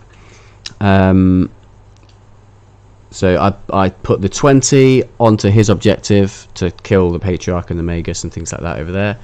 And then my big 30 went in onto, I think there were some Acolytes there, and killed some Acolytes, and just sort of like spread out as much as I could with like consolidates and things like that to deny as much of the board as possible.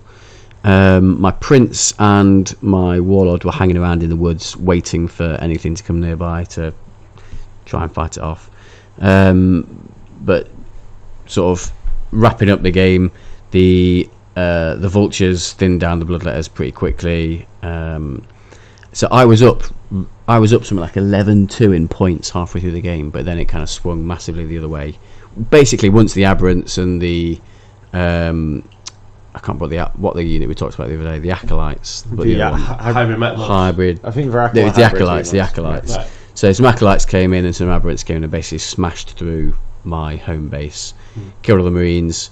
I counterpunched with what was left of my bloodletter blob in the middle, but it wasn't quite enough. And the Aberrants are just fucking horrific, like crazy good in combat. Smashed apart the Demon Prince, killed my Warlord, and then there was just enough turns left for him to get the win. But it was a super cool game. It was massively in my favour at the start, thanks to some smart berserker play down the left. But then it swung. I don't think even his way. Angron himself would have ever said that. What, some smart early, berserker the play? early engagement was mine thanks to some smart berserker play. Well, Some finesse berserkers. so just a sort of a tangent related to this game and kind of about playing combat armies, and Tom sort of talked about it as well. Like not charging a unit so you can consolidate and wrap it and not be shot at in your turn. Yeah. I said at the weekend to some people, I don't think it's necessarily what Games Workshop. I don't think Games Workshop Rules Writers thought that was going to happen. I think it's an unintended consequence of how the rules work. It doesn't quite. I understand it's tactical. It's a benefit to the combat player. It doesn't quite necessarily feel right. I'm not sure why. It doesn't quite feel right to me. Because you stood there and hitting him. Yeah, you stood there. You're charging something, but you're just not doing anything, and then you've got like one guy between some dudes, and then the rest of the enemy unit strung out in a massive line, and you can't shoot them because they're hugging this one dude at the end. Yeah. I mean, It doesn't quite feel it doesn't feel right right, to but me. the alternative just seems to me like it'd just be shooting shooting armies all at the time. screens. Yeah. I mean, so like from Just like feels weird. Like no, I agree. Like game perspective versus like narrative concept as well. You know, the kind of concept is like I'm not going to fire into that melee because some of my boys in there. But we've Yeah. all seen, obviously. Tom, have we all seen Braveheart? No. There's a famous scene where the Scottish are fighting the English, or possibly even the Irish at that point. The English king is like, fire the arrows, and he's like, sir, we're going to hit some of our men. And then the English king turns around and goes, yes, but we hit theirs as well. So, you know, especially like the bloodthirsty forces of chaos. It's almost like we're trying to portray the English as evil. And it's almost like that was the story that they were telling at the time. I know. But yeah, the concept that you might not fire into your own men, or even like, I mean, wrapping a vehicle, for instance, and then, you know, firing guns against it's like it's a mobile like shooting wall, right? So no, I can kind of understand your point. That makes sense. But fun guy to play, James. Yeah, Yeah, it's cool. Do you give him no emotions? No emotions. The cool, No- hard no calculating. emotions. I got to say, big I was shout- also pretty tired at that point as well, so Oh right, nice. yeah. Yeah, the vultures are pretty crazy, right? 43 Oh. shots to strength 5. Yeah. That's nuts. So like under 500 points for 129 shots. Yeah. That's crazy. And I always compare flyers to the only flyers I own is Necron flyers. Yeah. So like a Necron I heard they're quite good now. A Necron well, they're good in 3. So the Necron Doom Scythe gets on if it's because it's got a D3 shot in its death ray. Let's say it's 10 shots. I think it's 10 shots.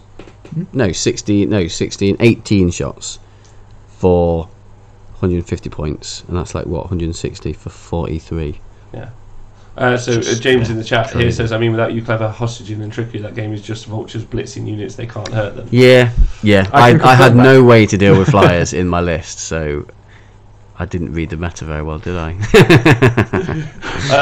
There's two conversations I want to have. First one, Tom, would you like me to quickly tell you the plot of Braveheart? No, I'll watch it. Oh no, I'll tell you. It's Okay. it's 3.5 hours long. Okay. Yeah, but well, I won't.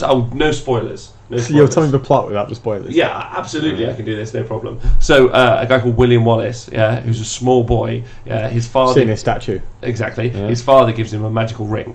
Yeah, right. That's a good start. It's a good start. And then what he does is he goes away, he travels to the Holy Land, and he gets really well trained, comes back, and he falls in love with a witch who lives in Scotland. But then the English king sees that she's a witch. Yeah, and then spoilers. And this is an important You point. told me no spoilers. This is the only spoiler I'll get because it's really important to tell you the story. Spoilers. That's the point where he cuts her throat. Spoilers. That's the moment I lost my virginity when watching it once on VHS tape.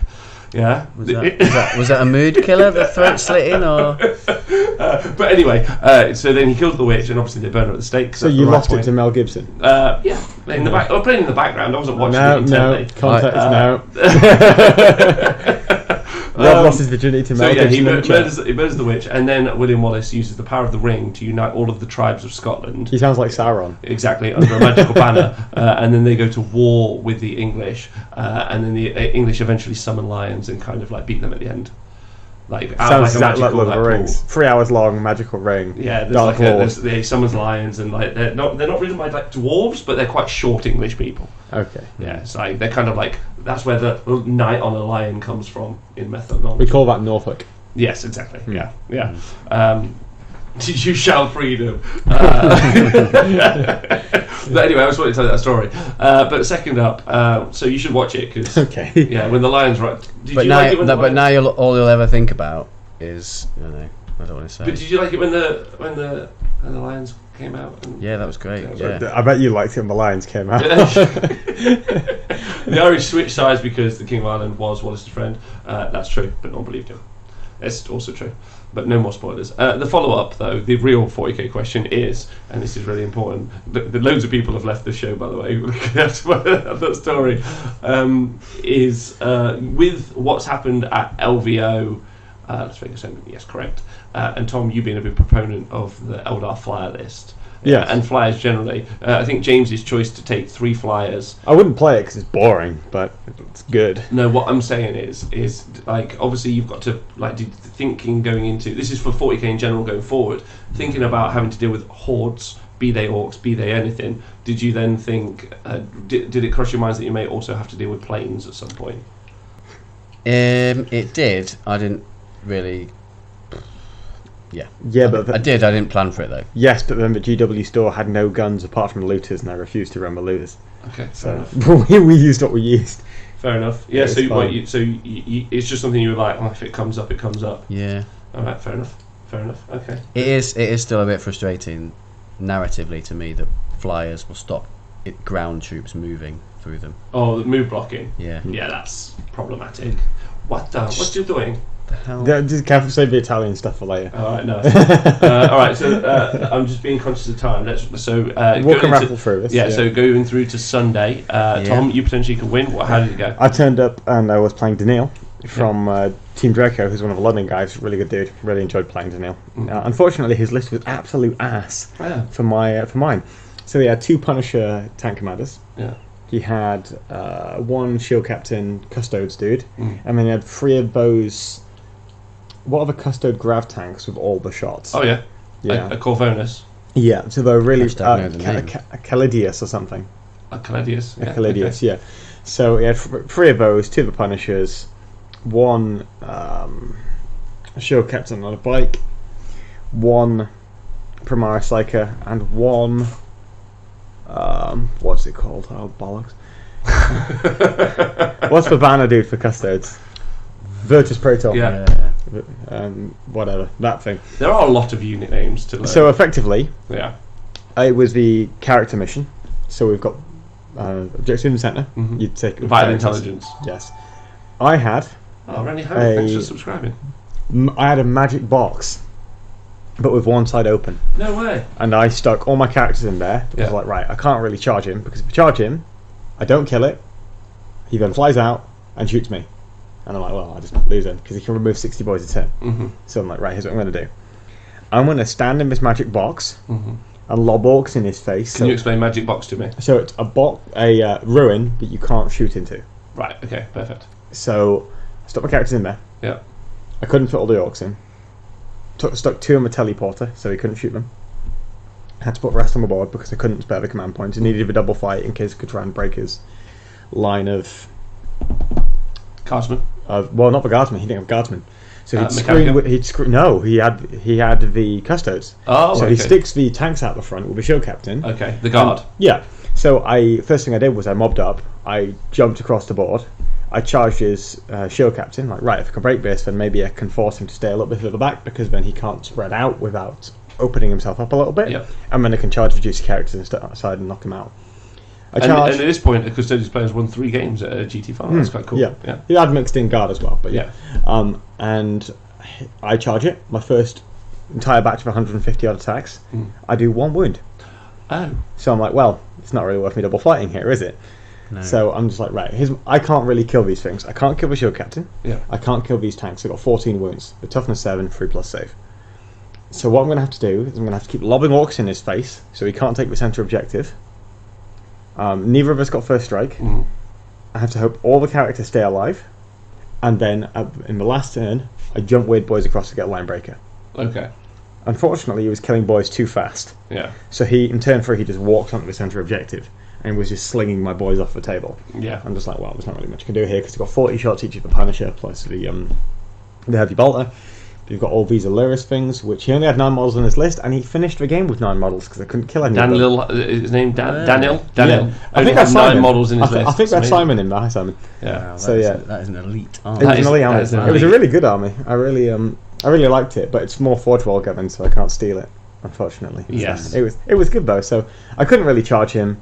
I couldn't really pressure the board because I couldn't charge him. No, I have so he just walks center and takes it. And I he kills him have a really similar experience. Like when I was at the heat final, one of the heats, same thing. I just teleported in a giant unit of boys. Yeah. I whomped to shield captain like on a jet bike, and I was like, okay. And he took 0 wounds from the 150 orc boys, but then he failed all of the saves on the knobs, so he took 6 damage. Yeah. Because he had a big chopper. Yeah. So I was like, yes, but then that still didn't kill him because he's got 7 wounds. But which is why the whole conversation we had before is I might switch to something like looters because at least. No, but in that situation he could have done something, right? Not really, because here's the issue. If I take those looters in order to remove a vehicle, so now I have a space to charge through, he can still stay compact for a turn by pushing a shield captain in, and then he's got 3 units blocking me, so I can't actually charge anything there. And in that amount of time that it takes me to kill those vehicles, he's still got enough to just clear all the boys, because I have to take now fewer boys because I'm taking the looters. Yeah.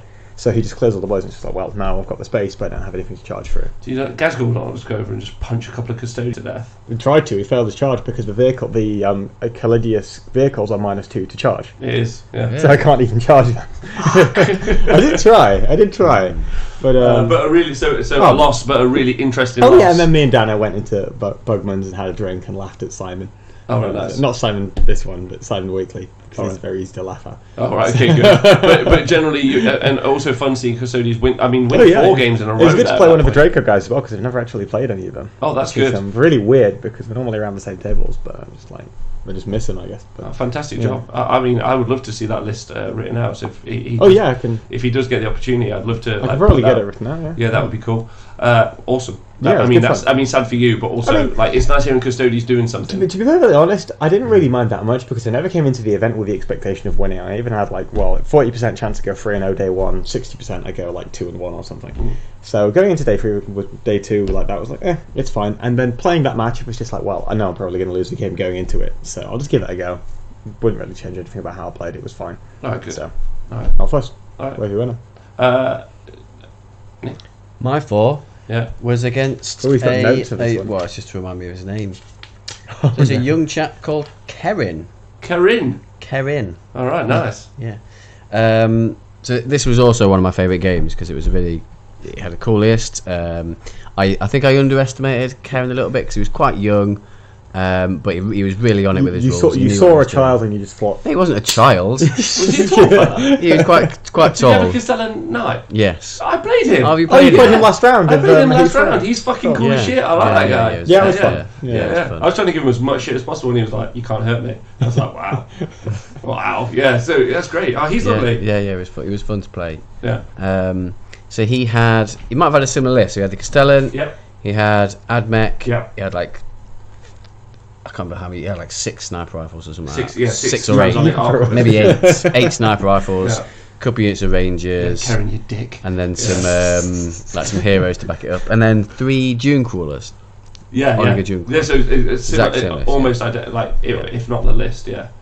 Yeah. So it was the character sniping mission. So him having lots of snipers. Yeah. Him having And also shield breaker missile. Yeah, well, there's a story about that. So the centre of the board was completely open. Yeah. Just like the entire rest of the board. Yeah, so And the tournament. so I had one line of sight blocking terrain in my deployment zone, but then the rest, the centre was just open. So I had to wait until I thinned down his snipers before any of my characters could even consider going to the centre. He gave me first turn, and I got sort of my classic Chaos Lord and Bike got into combat, and my 1 unit of Berserkers got into combat, but also one of the other Rhino with Berserkers in also got into combat. So what I could have played this a lot better. So there was 2 units of Rangers at the front. What I should have done is just charged them, the fucking stupid wrapping up, not charging one thing. The hostage. This is why I didn't do it. I was just going to charge them all. So, Which is what I wanted Rob to do when he played it. but what if I was doing it? So I basically killed both of those units and consolidated forward. I also tagged one of the Dune crawlers. But what I should have done is just charge one, and then I could have kept that unit alive, and I could have had it wrapped up with the Khorne Berserkers, and then also had a Chaos Lord in combat with them, and then also the Rhino in combat with them as well. Yeah. And then all 3 of those units would have had diplomatic immunity from shooting for that turn, for some reason. Is that the tactic now? I'm going to hostage you for diplomatic Yeah, immunity. Stop, I've got your it's ranger. it seems stupid, but yeah, that's what I should have done. But I just charged it all and then consolidated forward. Next turn, he popped the Rhino. This is another mistake I made. I was jumping him out from the Rhino, and he had a Dune crawler nearby, and I thought, so unit of 10 Berserkers, is he going to charge with a Dune crawler? I thought that my Berserkers would be able to kill it because they fight twice and they got decent number of attacks and stuff like that. So I put them a bit too close. Whether or not he was going to charge it or not, I don't know, but he did charge it in the end, either because he was always planning to, or he overheard me say he's not going to charge it, so he did anyway. I could have put them further away, but I put them a bit too close. So he charged in, double fought. They whiffed on the first round of attacks and then left it on 6 wounds. Had I done a bit better with my attacks, I'd probably fought again to finish it off so they could charge. Because basically he had a building in his deployment zone which he had filled with infantry, so I couldn't ever charge onto it because he just had this big tall tower with infantry all around. So he killed and then the Bloodletters came in. He did really well at protecting his Castellan Knight. See, he had it sort of in the back corner, and he basically had it on the edge of the board all game, so he could never really wrap it with Bloodletters. Yeah. The 20 Bloodletters came in first and killed the Dune crawler that was holding up the Berserkers and wrapped around a priest that he had there. Then he deployed some infiltrators with the pistols. Yes. Killed a lot of stuff. Charged into the Bloodletters. But I knew my bloodletters needed to come in next and get his Castellan, and where it was currently too far away. But what he did was he charged in the Castellan to the bloodletters as well as the infiltrators, and then his infiltrators went first, I think. So I removed models that were closer to the Castellan, because where it was currently, the infiltrators would made my deep strike 9 inches away from them, and I would have not been able to declare a charge on the Castellan. But because I removed bloodletters that were close to the Castellan, it meant that he had to, if he wanted to attack with it, which he wanted to, he had to pile in closer to the bloodletters, which would bring him into charge range, which he did, which worked out for me quite well. And then they went in next turn, but because he had some infiltrators and characters in the way that he'd put there, I only got a few on the Castellan. But then I managed to kill them, consolidate, and then fight again, and then did I think I killed half of it. They whiffed a little bit on the Castellan. I needed a really good roll to kill it in one, but I left it on like half wounds, so never managed to kill it. And then he had like an Eversaw that was sort of attacking my character at the back. Demon Prince went and killed him, but then jumped onto the centre to score some points. At that point, a lot of the snipers had been killed by my heroic Bolter Marines that was stood on some crates, just like pew pew pew, pewing with the new bolter rules. But then what lost me the game? So there was one charge that lost me the game. Basically, I had, once the 30-man bloodletters came in, I rolled a 1 on my leadership, and I spread out the guys that came back in an attempt to block off space so the knight couldn't walk out of combat. Because if I'd have managed to block enough space, he wouldn't have been able to relieve combat and had to fight me, and he would have died. But there was one spot in the corner that I couldn't quite manage to block off for him to stop. So he walked off into the corner, deleted most of that unit, but enough survived. About 10 probably survived. And then he had his warlord sort of go in and fight some, I think to kill some Khorne berserkers or something like that. And I chinned him down to 3 wounds left. So I had these 10 bloodletters. They weren't very far away. They moved across. They had a 1-inch charge to one hero, and then his warlord was about a 5-inch charge away. So I was always going to get into combat. So as long as I rolled high enough, because I could declare a charge against the closest model. As long as I rolled high enough, I'd be able to get across and kill his warlord. But I rolled a double 1 charge, or a 3, so I couldn't get far enough, so I had to pile in and fight the tech priest rather than his warlord, which meant his warlord ran away, survived, healed up. I think we worked out at the end, had I got his warlord at that point, I think the game would have gone my way, because the warlord was a warlord point swing, and then it scored 2 extra points for vital intelligence thing. So it's like a 3-point swing. So massive. His way, yeah. So I think it would have won me the game had I got that charge. But I didn't, and he ended up winning the game. He's a treasure to play, though, isn't he? Yeah. It was an awesome game. So I'm not upset that he won. And his list is like what 3? I mean, it's got Castellan, but it's got Dune crawlers. It's got and he used the Dune crawler really well as well to tie up the Khorne berserkers in combat. Like he used them how I used my rhinos. He used it how I was using my rhinos, because they weren't going to do much in that game because I've got lots of infantry and they're like mainly anti-tank, and my rhinos were dead at that point anyway. Yeah. So he was just using them to charge to block charges, so I could get charge what I wanted, which was really smart. So what happened with the Shieldbreaker missile? The Shieldbreaker missile. So I really like his Knight House choice. It's House Volker, so they have the saturation bombardment. So 1 command point, super cheap, and if you roll a 6 to hit, it scores double hits. Yes. So I had my warlord in, Terminator armor in cover, so I've got a 1-up save, so I get a 5-up save against the Shieldbreaker missile. Yeah. I knew it was coming, but so he used saturation bombardment, Shieldbreaker missile as well. Rolls a 6 for a Shieldbreaker missile, so he gets not 1 but 2 Shieldbreaker missiles on my warlord. Or 2 hits. But yeah, two, 1, yeah. Yeah, so 1 hit and one automatic hit. Both wounded. I ended up failing both. But then he rolled a double 1 for damage. But then he obviously used a command point reroll to reroll it into another one. I think he got the 5 or something like that. So he needed. Yeah, so he killed my warlord. Wow. Yeah. Yeah, but it was a super cool game. That's fun. Fun game. Yeah, it's fun. Yeah, I like that choice when you took it as well because there's a lot of shots. Isn't I there? really want to do it for a Crusader with Fury. So then if you have, because their trait is reroll ones against the closest hit. So if the Crusader with Fury, you're getting 14 shots, rerolling ones, and then each 6 is an extra 2 automatic hits, which is really good. Yeah, that's amazing. So I'd love to do that at some point. Yeah, that's cool. So big shout out to Karen. Smashed it Yeah. up. So smashed both of us now. You did, Tom, yeah. He's headhunting He's you. on, yeah. Fine. You're next. Yeah, you're next. Fine. So then game 5, who'd you play? So I'm playing against MMX James again. Okay, nice. So we've got him.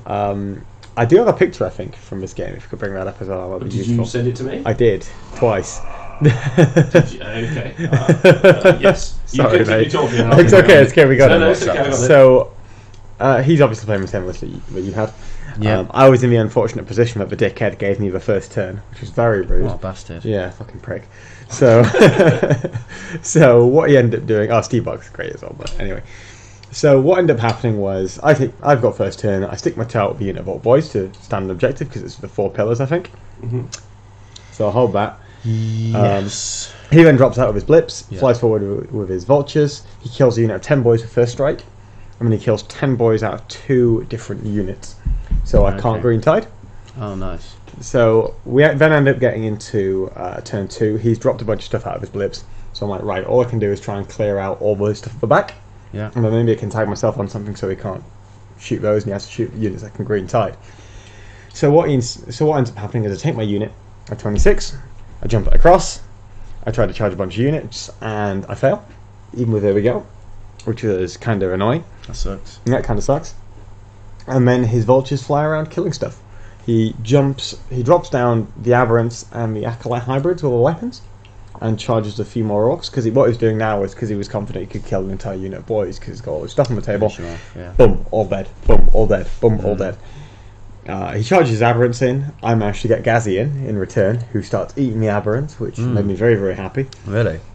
I believe he then something drags Ghazi down. I think he was kelomorphing the thing, and he was hitting it with some drills, which took it quite low. And then we had one neophyte that could see around the back of the bastion, but was taking pot shots at the Gazgul, trying to take the last wound. But in the end, I think we gave that to the Kelomorph, which is kind of fun. So he ended up just clearing out all those orcs. The Kelomorphs are amazing. Yeah. Yeah. So pretty much, yeah. But the main issue we had was There we go. this game. So we're going to play a little bit of the game. You guys in the can chat see here. an image on the So screen. if you Time go for a into minigame. theatre mode, now bear in mind that in this bottom right hand corner was a Skyshot landing pad. So There's we a just Sky moved Shield that landing out. pad? Oh, There's you a do Skyshot that. landing pad just above these Okay. kind of boys on the bottom right hand Yeah. side here. Shall we play a game of Spot the Line of Sight Blocker? Okay. So in So, chat, how raise many- your hand how if many you are there? see a line of sight blocker. Now, How many we're looking for? though I can see 2 line of sight blockers. There's a green bastion on the left, Yeah. and On the there's far a- left of the table, on the that's far- useful for everybody to play around, yeah. On the And far there- extreme of the table. and there. there is a white grey bastion in the kind of Ah, centre. Yeah. Now, can you tell me which is bigger, Vulture or Bastion? Well, I'd say volume, the Bastion is bigger. Which is wider? Yeah, the Vulture's definitely wider. It's I longer. think the Vulture might be wider, Yeah. which means that it doesn't matter where I hide. No, I unless could you're a single model on the direct opposite. I could hide of it. underneath this Skyshot landing pad that's over here. Mm. Unfortunately, he can draw a line of sight from the base and the stand, Oh my god. which means he can see under the Skyshot landing pad. Flyers are broke as all hell because of that. If What? they can draw a line of sight from anywhere as well. Yeah. What's the downside to being a flyer, apart from you have to move 20 I mean, inches? well, Oh, you can hover. Yeah, well, there you go. Well, there you go. No, so I would think the downside to the flyer is that if you're not an Eldar one or those vultures, your points costed semi-appropriately. Well, the way that's written is you draw a line of sight from any part of the model, and the base is part of the model, Yeah, so you can draw a line of sight from it. Yeah, 100%. Yeah. yeah. Yeah, And I did Just bring that up. Yeah, The I mean, the it's pilot just it's another one of fast those. ropes down. I has a little can't, I look. can't charge him. I get shot to hell in 2 or 3 turns.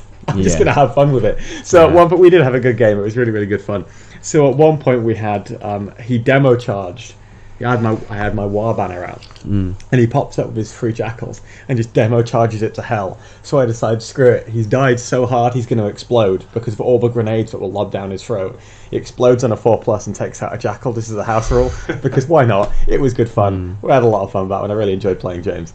So yeah, that's really nice as well because you guys sometimes if the people listening, they can listen to you and you're very much into the game from a competitive. But you were like, you guys started making up narrative rules halfway through a competitive tournament. I know where it's going. He knows where it's going. I know what he's going to do. He knows what I'm going to do.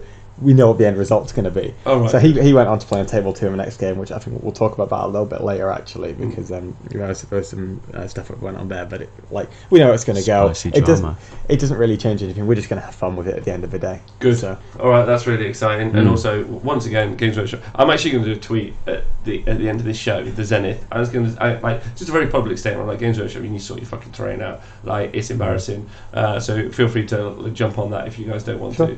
But we'll do that later. And do you think if there'd been some really impactful line sight blocking terrain that could have affected your game? No. Oh no. Unless I had a big box, then maybe it can do something. The problem is, if you can kill those number of boys in 3 turns, then it won't, or in 2 turns, then it won't necessarily matter. Because what ends up happening is, if I had them all in a bit of line of sight blocking terrain, he can just drop down turn 3 and then charge me. I don't think he can do that, but I don't think it changes the fact that I still can't pressure the board. It just means he doesn't table me necessarily, or doesn't table me that early. Maybe he tables me turn 5, but I still don't get board control, and because I don't get board control, I can't pressure the objectives, and because I can't pressure the objectives, I can't win the game. So it's one of those. It would have made it potentially more interesting, especially if it was a super dense board. But it was fine. It's just an example of the terrain that we were playing on. Yeah, I mean it's a fair example. Yeah. Nick, your final game, because it's a 6-game tournament. You guys okay with that? My 5th game. Oh, sorry, 5th game. So sorry. Yeah, 5th game. So sorry. So you should have a picture of my 5th game as well. Picture from my 5th game. So my 5th game is against a lovely chap called Nick. Yeah. Good. So he had a fantastic name. And he also had an incredible army. I've seen it before at Games Workshop. It is beautiful. Oh yeah, these things are lovely. Yeah, so it was pure Harlequins. So he was playing on hard mode, just pure Harlequins, but it's absolutely stunning army. You can see some of the jet bikes there. So we're obviously playing the 4 pillars, and this was one of my favourite photos because it's kind of like that painting. What's it called? Where there's God touching somebody. Oh right, nice. Yeah, okay. On the chapel. Is it the creation of Adam? His hand Yeah, that one. Yeah. So that's what reminded me of this picture.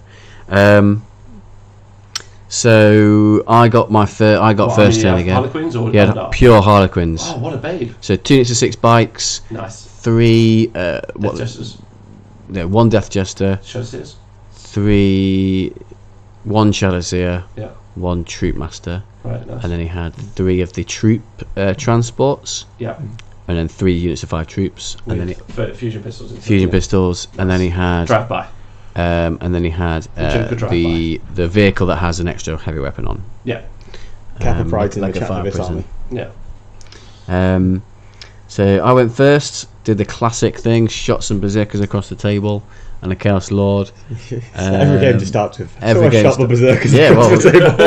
that's how the army works. But then I made a mistake, so I just casually went, I'll just fight with the Chaos Lord first, and then he interrupted with the bikes after my Chaos Lord with his chainsaw didn't do too many wounds. I lost half the berserkers, but then fought twice with them, killed half that unit, so there's only 3 bikes left. And then he moved up the board, killed some stuff. Then he put a 3+ invulnerable save on his other unit of big bikes that sort of charged around and killed sort of 5 Marines and a Rhino. And then this picture was his first turn. I think he charged. He what's the thing with the solitaire? Harlequin. He had a solitaire as well. Yeah. When he double moves, can't remember what it's called. Oh, blitzed. So he blitzed with his solitaire to try and. The suit of him knives. No, he had that on a different. On a Shadow Seer. Yeah, that's a good call on the Shadow Seer. Yeah. Fuck, I wish that army was good. Yeah. Yeah, so then this shot is when my Demon Prince heroically intervened into the Solitaire and the bikes, because he was trying to finish off with a unit of Berserkers that he'd popped the Rhino.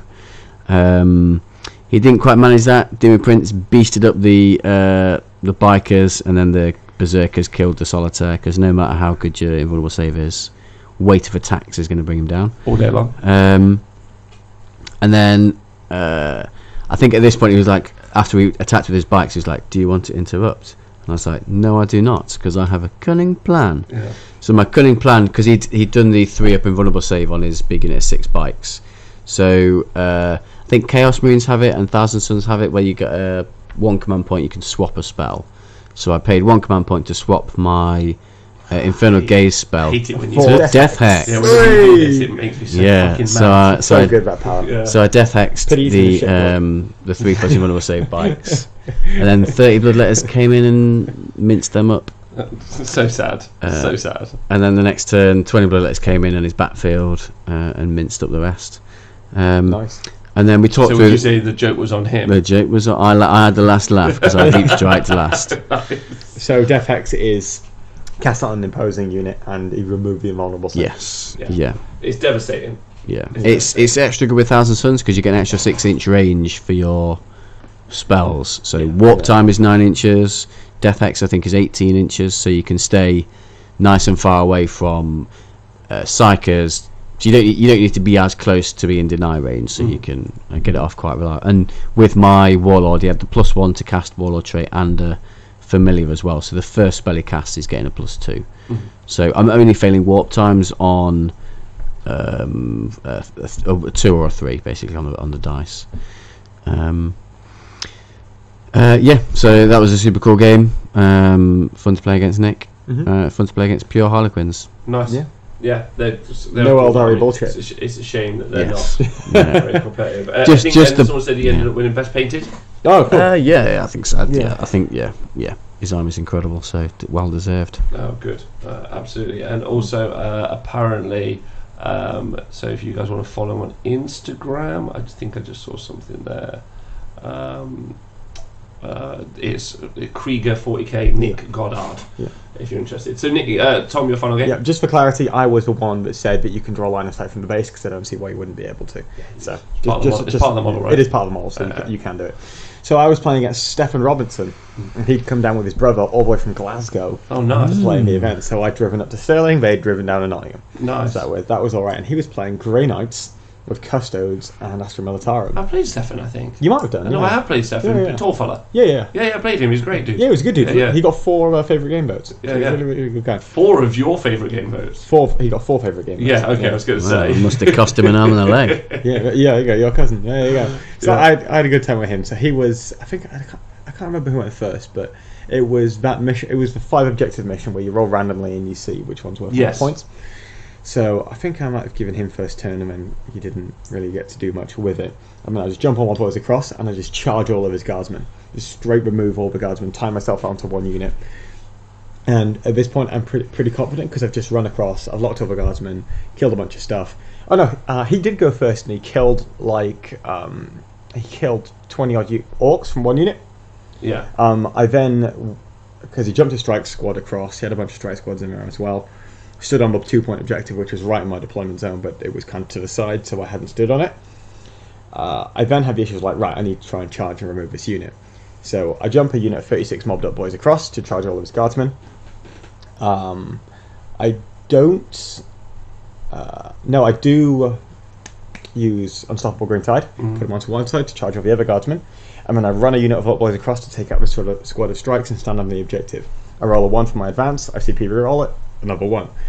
I try and charge that unit into the unit of strikes, protect the Overwatch, fail a 7-inch charge on a reroll. Gazgul tries to charge him, fails a 7-inch charge on a reroll. So I'm like, shit. So I need to spread out my big unit of boys that's charged across to hit all the guardsmen. And I make the charge, but it means it drags me off the centre objective. And that's really important coming off for later. So that's worth 1 point. I make the charge on the other side, clear out all the guardsmen over there. And so and then I've just kind of got good pressure, I've got most of the objectives, and I start building quite a bit of a lead, because I've cleared out most of his screen, he's got 1 unit of guardsmen left, and he's just trying to remove all these orcs from all over the place. He can get a 2+ invulnerable save on his Dread Knights though, which is really hard to shift. Really, really annoying. I thought they stopped the 2+ invulnerable save on that. So the maximum save value you can get is a 3+. Right. But the psychic power, I can't remember what it's called. I don't think it's Sanctuary. Sanctuary improves your save. The stratagem improves your save values. So the stratagem that improves your save value to a maximum of 3+. Sanctuary doesn't improve your save value; it improves your save roll.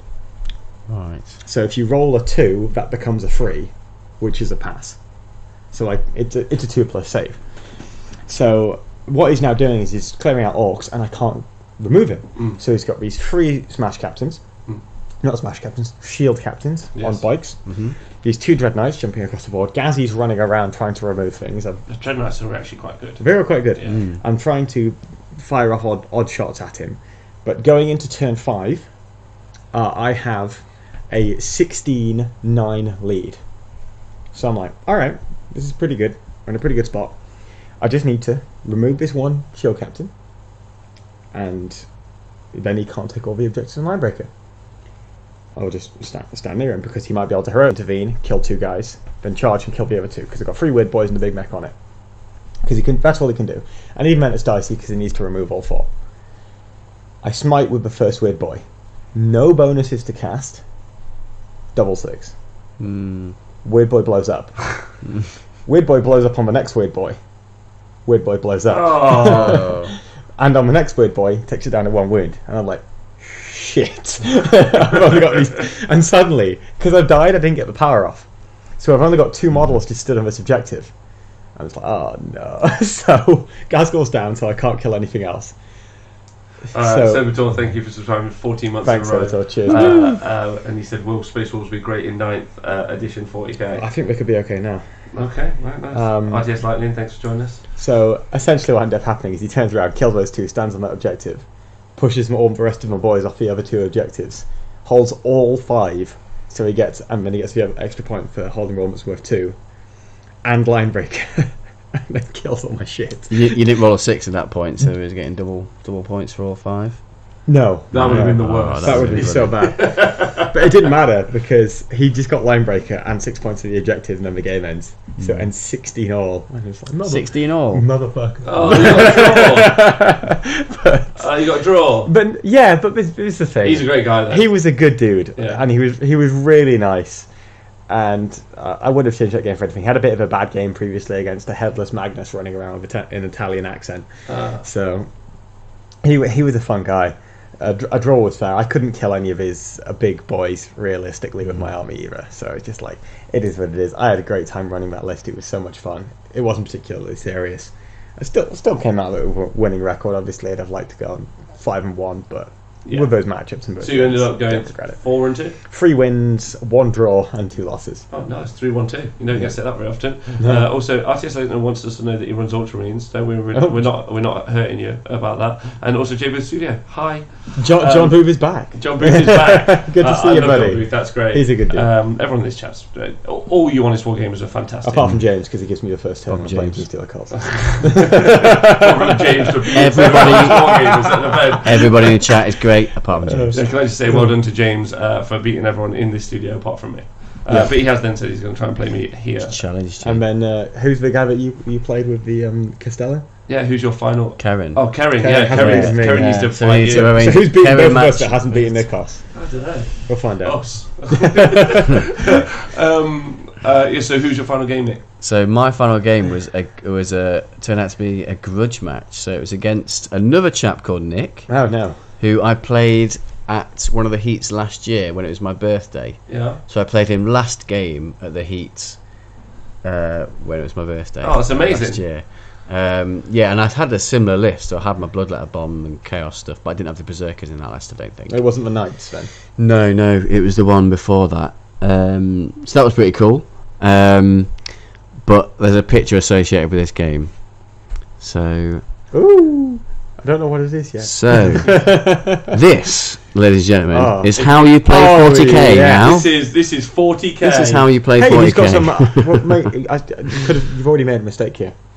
But it's on Micro Art Studios basis. Yeah. You could have got him banned. No, they allow resumes to cheeky. Warhammer World. Damn. Yeah. I didn't know that. Okay. Yeah, so basically, he's got 3 planes in the corner with basically his entire army behind that. So he had two Crimson Hunters, I think, and then what's the other one? No, Hemlock. Hemlock Wraithfire. Hemlock Wraithfire. Yes. We got it right, boys. Nailed it. It's not the Razor Wing Jet Fighter that Rob doesn't like. And then he had 18 Scatterbikes, Good choice. Rangers, some Storm Guardians, and then Autarch, Skyrunner, and then a Farseer and Warlock Skyrunner as well. Was it faster on a bike? Yes, Which second powers did it have? Doom. Yeah, Guide and Doom, I think. Okay, yeah. no, Executioner. Yeah, no. What, Yeah, not Guide and Doom? Yeah, had Guide Oh, and wow. Doom. The Yeah. choice is always Doom and then either Guide or Executioner. Yeah. Pretty much. Yeah, so this game was over rather quickly, because basically I couldn't get a turn one charge with my berserkers because apparently infantry can't walk under a plane. It's going to You can't walk under a plane. Apparently not. No. Wow, okay. Apparently it's impossible. So I couldn't get a turn one charge with my berserkers, and then when my Bloodletters eventually came in, he forewarned with his guided Scatterbikes, left me with 4 Are they out the same of. keyword as a Farseer? Yes. Okay, Yeah. so it's not a Laytok and Samhain. No. Okay. So yeah, they're all a Laytok. So yeah, so Really? he forewarned. So and he Okay. had guide on those jet bikes. So I had 4 Bloodletters left out of 30 when they got to charge. And then I declared the charge anyway. Yeah. To the other unit of Scatterbikes, and then one solitary Bloodletter made it into combat. Yeah. One Bloodletter. One Bloodletter took out a bike, and then died. He got it. Did he fight on death? No. One lone lad. Larry Yeah. the Bloodletter. One Bloodletter got in, and then so basically when that was the 20-man unit. So my 30-man unit, when that eventually So came what you're in. saying is they only killed 16 on the drop. Yes, so That's yeah, it was acceptable. 16. Yeah, and then so my 30-man unit, because there was no point going anywhere near the bikes again, because the same would just happen. Yeah. And obviously, the planes flying around and stuff like that. So they had to basically deploy on the opposite side of the board near 5 Rangers and kill 5 Rangers and then die the next turn. they got I didn't Rangers really get many charges off with the Berserkers because the Rhinos went up as close as they could and popped smokes, but I was a little bit unlucky with my dice, and his dice were quite hot because he popped the Rhinos like way quicker than he should have done. Like he had like his Autarch Skyrunner on bike, did a couple of wounds with his Shurikens, and then like had a fusion blaster, whatever like that, and was just like 5 damage. So one of his units done 8 damage to the Rhino straight away. So then he had loads of his scatter lasers to kill them. And then so we called it turn 3. So it wasn't a particularly enjoyable game just because of the matchup wasn't particularly great for me, and Eldar just bullshit Eldar, but it was awesome to play Nick again because he's a nice dude.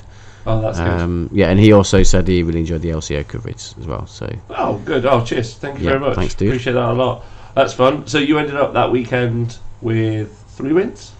no, Okay. I had 1 win, 2 draws, and 3 loss. Wow. Okay. Yeah, All right. I was going into the last game with 1 loss, 2 draws, and 2 1 win, 2 losses, and 2 draws. So I was hoping to get a 2-2-2. A nice even symmetrical just to make result. it nice and flat and Yeah, symmetrical. but I just got a 1-2-3 instead. Okay, so well done, gents. I did not go because I was like, well, if both of you are going, then you guys have got this in the bag, so I don't need to go. But then I'm not sure what happened there. So I'm gonna, I'm not going to. I'm going to bring up the results. There we go. Give me a second. Please don't. So there's the results on the screen. Oh no. So we've got in first place it was won by Mr. Simon Prince with his Tau. Well done, Simon. Well done. Tau. Congratulations. So he is the GT Heat winner, and he got 1 favourite game vote, no favourite army votes. in that mix-up. But the points of stuff killed 10,000 out of 10,500 was the total, the maximum you could get. Yeah, and so he got 9,800. So pretty impressive, realistically. Nice. And interesting that Tao won it. On open boards. Yeah, on an open in a shooting gallery. A shooting army won in a shooting gallery. How do you feel about that? Fine. It's an interesting list. So I had combat pegged. That's why I took my combat army. I was like, this is going to be great. Tom, I just want to say thank you to Dreadwoods for his 1 year anniversary for subscribing to the Wargamer, giving him 12 inches of big dick energy. Excellent. That's really big dick energy. So he was running an interesting list, which is based around piranhas. So what he can do is he can block off really effectively with things like the drones and the extra piranhas, and then he just builds around that. Has one Riptide in there, and he's just pushing people around the board. It's really good at playing the mission. So yeah, it's a creative list. He did well with it. He's good. Yeah, no, I thought it was interesting. I did watch. I was at Mr. Chucklebutty's house himself. We were watching the coverage. So while audio-wise, obviously trash as always, it was nice to watch, and it was nice actually having on in the background, just because. Obviously we had it on mute. We did try, but after a while it's just like you just get a headache, don't you? Yeah, it's just painful. So we just turned it off and then we just watched, and that was fine. But yeah, it was worth watching for that alone. So I love that it's streamed, regardless of how I feel about the quality of the stream. I love watching it because I was just sat there with my mate, being like, just watching those flyers move around and being like, "Fuck this sucks." Damn it, Lawrence. Yeah. But the piranhas, please don't be nasty to the casters. I'm not being nasty. And I think it came down to one line breaker point, didn't it, between him and Lawrence? It did, yes. So it was really close. Wow. It was really fun. It was really fun to just sit and shit talk about it. I would have preferred to actually know what was happening in the game, but obviously that was never going to be the case. That's too much to ask. That was too much to ask for. You can't ask the commentators to let you know what's happening in the game. or anyone. Come on. Know the list. He really did a gauntlet to fire as well, because he had a tough game to play, particularly on day one. Simon. Yeah. Okay. Good shout. I say game. Cheers, Dreadwoods. Thanks. There we go. There's no recap. And then Torpos, I won by 3 or 4 points, I think. So is that Simon in the chat? Yeah, Simon is in the chat. He's a Telopolis. Lovely, Simon. Congrats, man. That's fucking cool. You must be chuffed. You got a big gold trophy. Pretty good. I've got prizes. I've got a big gold trophy too, but that's not for public show. Yeah. Wow. Okay, that's different. You subscribed for 12 months too, I imagine. I have. Okay, and then in second place was Mr. Eddie Eccles, formerly a Warhammer. Warhammer formerly. Live. No, he works for Games Workshop. He still works. Yeah. He's like incredibly highly placed. So that was a little bit controversial, because I believe that he played James MMX in round 6. Yes. And the before we go any further, I would say that I really like Eddie. That's fine. Yeah, that's fair. But the allegation is that in the end of turn 4, James needed to move one model onto an objective to win the game, and Eddie wouldn't play on without a ref because there were like 10-15 minutes left. Yeah. And when they got a ref, said they didn't have time to finish the game. And James literally needed to move one model onto an objective to win the game, and as it stood... And there could have been nothing to have changed that. Nothing to have changed that. Oh. And therefore, Eddie won the game. Yes, I think what I heard from James is that James had like half his army left, and Eddie had like a couple of small units left, and that was about it. So... Okay. Yeah. I think that's a shame. It was obvious the way the game was going, but... Yeah, Eddie didn't want to play on because he knew he was going to lose in the next game. So next turn. Yes, and I guess I suppose there's two ways to see that. I'm not trying to play advocacy. No, of course. Because realistically, if you can see someone's about to win, just let them win. Just be like cool. But then inside the pack, if you can't finish 2 rounds. I think that's inside the pack. You can't finish 2 rounds. Well, the argument is, can you finish 2 rounds? And the answer is probably yes. And I think, and if you want to, we haven't had this on this show with it 40k. I've done 2 pretty intense shows about playtesters and Games Workshop employees playing at competitive events. Yeah, and my statement has been, number 1, I think that they should, because I think it's good, and I like that they're in the community, and I like that they're gamers. I think that's excellent. But I also don't think that they should be. Winning tournaments. Realistically, they should be there as representations of the hobby. No, and I reckon in this situation, I think that because he's a Games Workshop employee, and if you say, Rob, that he's quite highly placed at Games Workshop, if a judge who also works at Games Workshop comes over and has to make a ruling on their table, there's a conflict of interest. Yeah, who is he going to side with? Yes, he's much more likely. and understandably much more likely to side with a Games Workshop employee in that situation. Yeah, it's nepotistic, realistically. I mean, one of the issues that I've come across on quite a frequent basis since the event is I've been speaking to a few people and they didn't attend this final, or they're not attending future events because of what they called an atmosphere of toxicity. Okay, well, we'll come back to that, I promise. No, it's fine. 100%. It's fine. Yeah. I'll just finish up. So Eddie was running GC the Colts and ended up getting 5 favourite army votes because his army is lovely, but no favourite game votes, which might be fairly telling in representation of what you guys were just saying there. Yeah. Right. I mean, the favourite army votes, favourite game votes to whether or not you're going to win the event, like, is a conversation I think that we've already had, and it shouldn't happen. But I think also what's really interesting is, like, it's a kind of a nice mark. You kind of be like, okay, have you got any favourite game votes? No. Well, maybe you're a twat. We've got the big. I've just noticed we've got the big boy head ref back in the chat again, in Mr. Neil Kerr. Oh, He's right, going to stamp on so if you something. don't play 5 turns, you are breaking the rules as per the mission in the Big Road Book. There we go. Okay. Yeah, so I think that's bang out of order. And if that's the case, you should just let the model happen. Following up, Lawrence Baker of Tabletop Tactics with Mixed Eldari. He got 2 and 2 as well, so we got 2 favourite army votes and 2. We did. And then just so we can see the mixture of armies, I'm not trying. I'll say the names down to table 10.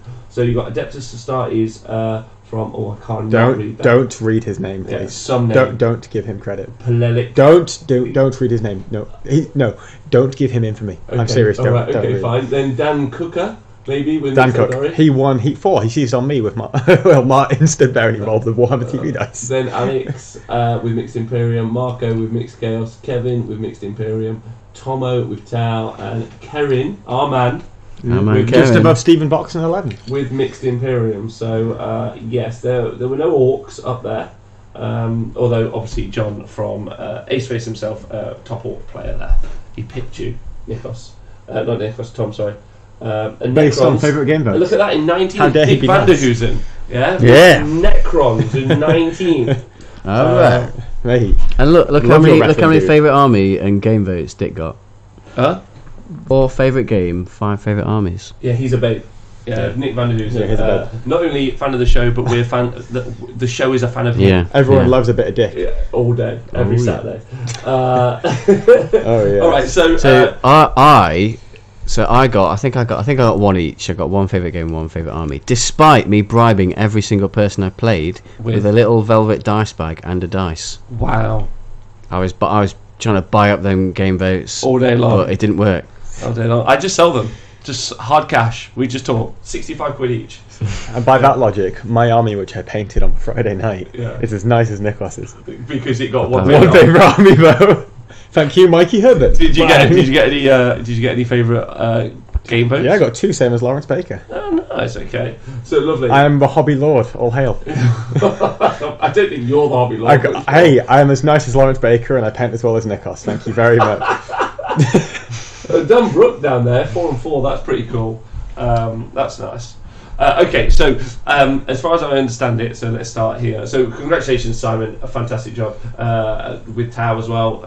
Like the boards, irregardless, like it's nice seeing Tau do well. I think Tau are up there in that kind of like they kick Eldar's ass quite a bit, which is quite nice because I like it when that happens. Oh yeah. And Tau came. There were several appearances, 9th and 12th. So I think sounds like Tower quite good. Yeah, like Tower quite Thanks, good. James. Appreciate that, bro. Yeah. Cheers, James. So what's the situation at the weekend? Well. Go on. You wouldn't have to go far to find stories of games being a bit passive aggressive or ending turn free. This week. Let's put it this way, yeah. But I think there's one example. Why did you want to? Why have you wanted to bring it up? Because I feel like a lot of people are being pushed away from this particular event by the behaviour of some of the players. Okay. And I feel like quite a few of the players that have turned up, and I feel like the way to fix this is really to demonstrate that it's not okay. Okay. This behaviour is not okay. And I feel like quite a few of the players that have turned up with the anticipation that they can do these things and get away with it stems from... I don't necessarily want to really criticise the refs because I've actually thought I really enjoyed like the event this weekend. The games were good. Refs were really nice people. But I think and they're in a difficult situation in terms of how they deal with individuals. But when you see one individual consistently behaving in a manner that I would not deem acceptable, it demonstrates to everybody else that suddenly this is acceptable, and you can attend and behave like this. Or it demonstrates that they're not going to do anything about it. Therefore, more people. So I'm not going to want. So I'm not going to want to go. And this is the thing. So you but FYI, you were talking about one. So like, while we might talk about a few different instances in this case, because this is always the thing to stress. Like, almost every competitive gamer, and I'm sat across from two of them and speaking as one. With a bunch of them in the chat, are almost always 99.9% of the time fantastic human beings. And we talked about one player last year at the GT final. And that player arrived again at heat free and was very, very well behaved. And sometimes sunlight is the best disinfectant for these things. And I'm not going to say these things because I dislike this individual as a person. This person used to be my practice partner. Away from the game, no problems with him. However, some of the behaviour which he's been demonstrating this weekend, not just this weekend, but consistently, but this weekend was particularly egregious, is unacceptable. And if he wants to continue being welcome in this these events and in this hobby, he cannot behave like this. So, but also the Warhammer World event should monitor and police that better, right? They should, and I'm not excusing that at all. But and it's one thing that we can do to fix it is by coming down much harder on this types of behaviour. So this is a player. He's been coming in with a bit of a history. Of course, you don't want to necessarily permanently judge them on that history because we've got examples of players in the past reforming very, very well. And I've got a lot of respect for people who've had this kind of bad rep and then come and really made an effort to fix it. So this is a player I had. You actually have been, if anyone's interested, Tom's actually the person who's litigated for and argued with me about we should give people the opportunity to reform because we are a society that believes in reformation. And then if they don't, then you can slap them. Whereas I'm like, no, you crossed me once, fuck you. Fuck you. But actually, no. While it might seem like Tom's bringing something up, I actually he's also someone who believes that people should fix issues. So this person had an incident with me at a Sanctuary Hall of Fame event last year with an accidental nudging. Nudging. Nudgegate. It was caught using a 2,000 point list at an event at the Outpost, which was a 1750 event. Had a bit of a run-in with Stephen Box of Vanguard Tactics Heat Free, so you can go and watch for his rundown of that one. It wasn't an actual physical fight, would it? Because he definitely would have lost that. He would have been killed. Stephen Box is a big boy and a lovely man, and he was accused of bullying his opponents into giving him favourite game votes and best army votes at Heat 4, and he also botched his secondaries. So he put down that he secured all of the secondary points and tabled everybody at Heat 4. Now I was there, I saw a few of the games. He didn't table any of the free opponents that I saw him play, and he didn't get first strike in at least 2 of those games. So those were incorrect. To the point where at the start of this event, the referees made an announcement that you keep your votes secret and you do not write them down until the end of the event because we don't want anyone bullying anyone into this. Which is actually a follow-up from one of the AOS events, right? And they didn't say you can't give them dice bags. You bought them, with dice bags. So the refs knew about this individual going in. They were watching his table get round 1 and throughout the event. Round 1 was particularly uneventful, but in game 2 he played Simon, who went on to win the event. So we get about an hour left in the game, and they've only just finished turn 1, which is an absolute mess. So there were multiple instances here where he's trying to rapid fire his entire detachment of intercessors. There's a visitalist detachment. You can pay to upgrade your intercessors to veteran intercessors. You can. You didn't pay for them, and then you can use a stratagem to rapid fire 2 for those a unit. He was using the stratagem and claiming it was working on all the units. And I know for a fact that he knows that they don't, because he was playing it a 1 day of the month before. Well, either way it's wrong. Either way it's wrong, but there's knowing and there's accidental and there's malicious intent. So moving models too far, kind of standard behaviour there as well. But also he was rolling dice one at a time, being particularly slow with this, and he pulled Simon up on a rule. So there's the Kion rule that I have, and this rule is you pop it at the start of a turn. Units within 6 inches can't move. but they reroll all the hit rolls. And the way the LVO was ruling this was that you can move the unit, but that unit will not get the benefit of Kion for rerolling to hit. Yeah. And that's how Simon was playing it, which is fine. It's an understandable way to read it. When Patrick called the ref over to rule in this, the ref ruled that actually no, none of the units can move, and then started screaming at Simon that he was a cheater. Wow. Because he'd done it in the previous turn. Well, shouting at Simon was just, very, very emotional kind of movements with that one. And then, despite all the stuff that had been going on previously, and the ref telling him to play on, it's okay. Patrick packs up his stuff and says that if Simon wants to win so much that he's going to cheat, he can have the win. Wow. Which is a bit of... It's just generally way. That's just generally not very nice behaviour. Yeah. No, not really. So Simon goes on to win. Apparently, when Simon was walking up towards to collect his trophy, he had to walk past this player, and this player was saying "cheat" at him as he walked past. Wow. He went onto the Facebook page with the awards on it and accused him of being a cheat, and promptly got slapped by all the other players. Yeah. Pretty much, and with those players, he was aggressively DMing people, challenging them on that. Okay. Which is a bit weird. We also have one particularly egregious incident. So he was rolling to seize in a game. Yeah. And in this game, he took a dice and he put it in a ruin, in an L-shaped ruin, and he put it on a 6. And he rolled his seize dice. I'm so hooked by this story. I'm like, yeah, go on, carry on. Tell me. I've heard it, and I'm hooked as well. He rolled his seize dice Yeah. into the L-shaped ruin where his opponent couldn't see it. Yeah. Picked up the dice that was on a 6 that he'd set up earlier, showed it to his opponent instead of seized. What, did you see this? But he was caught. Oh, wow. Yeah, I think a couple of people saw this. Yeah. Yeah. Oh. He then had a run-in with Scott Nichols in round 5. Yeah. Now, Scott Nichols is not one of my regular practice partners. Yeah. Scott is also a big, beefy boy. Yeah. And I got to watch this for about an hour and a half because me and James finished quite quickly. Yeah. And the argumentative nature of this game was something I've never seen before. It was spectacular. Really? Arguing about the assault phase. Fireworks, eh? Yeah. Arguing about the assault phase. Scott was just stood behind the table, his arms behind his back, just letting him get on with it. So there was an instant where Scott charged in, he's put his model within 1-inch range. This player picks up Scott's model, bases it so it can't pile in. Scott moves it back again. And then he's saying that, obviously, this player was saying to the ref, no, it was in base contact, he can't move it. And the ref had seen this entire incident. And at one point the ref says, you won heat 4 over 2 millimeters and you're arguing over a base. Entire base size. Wow. And he just...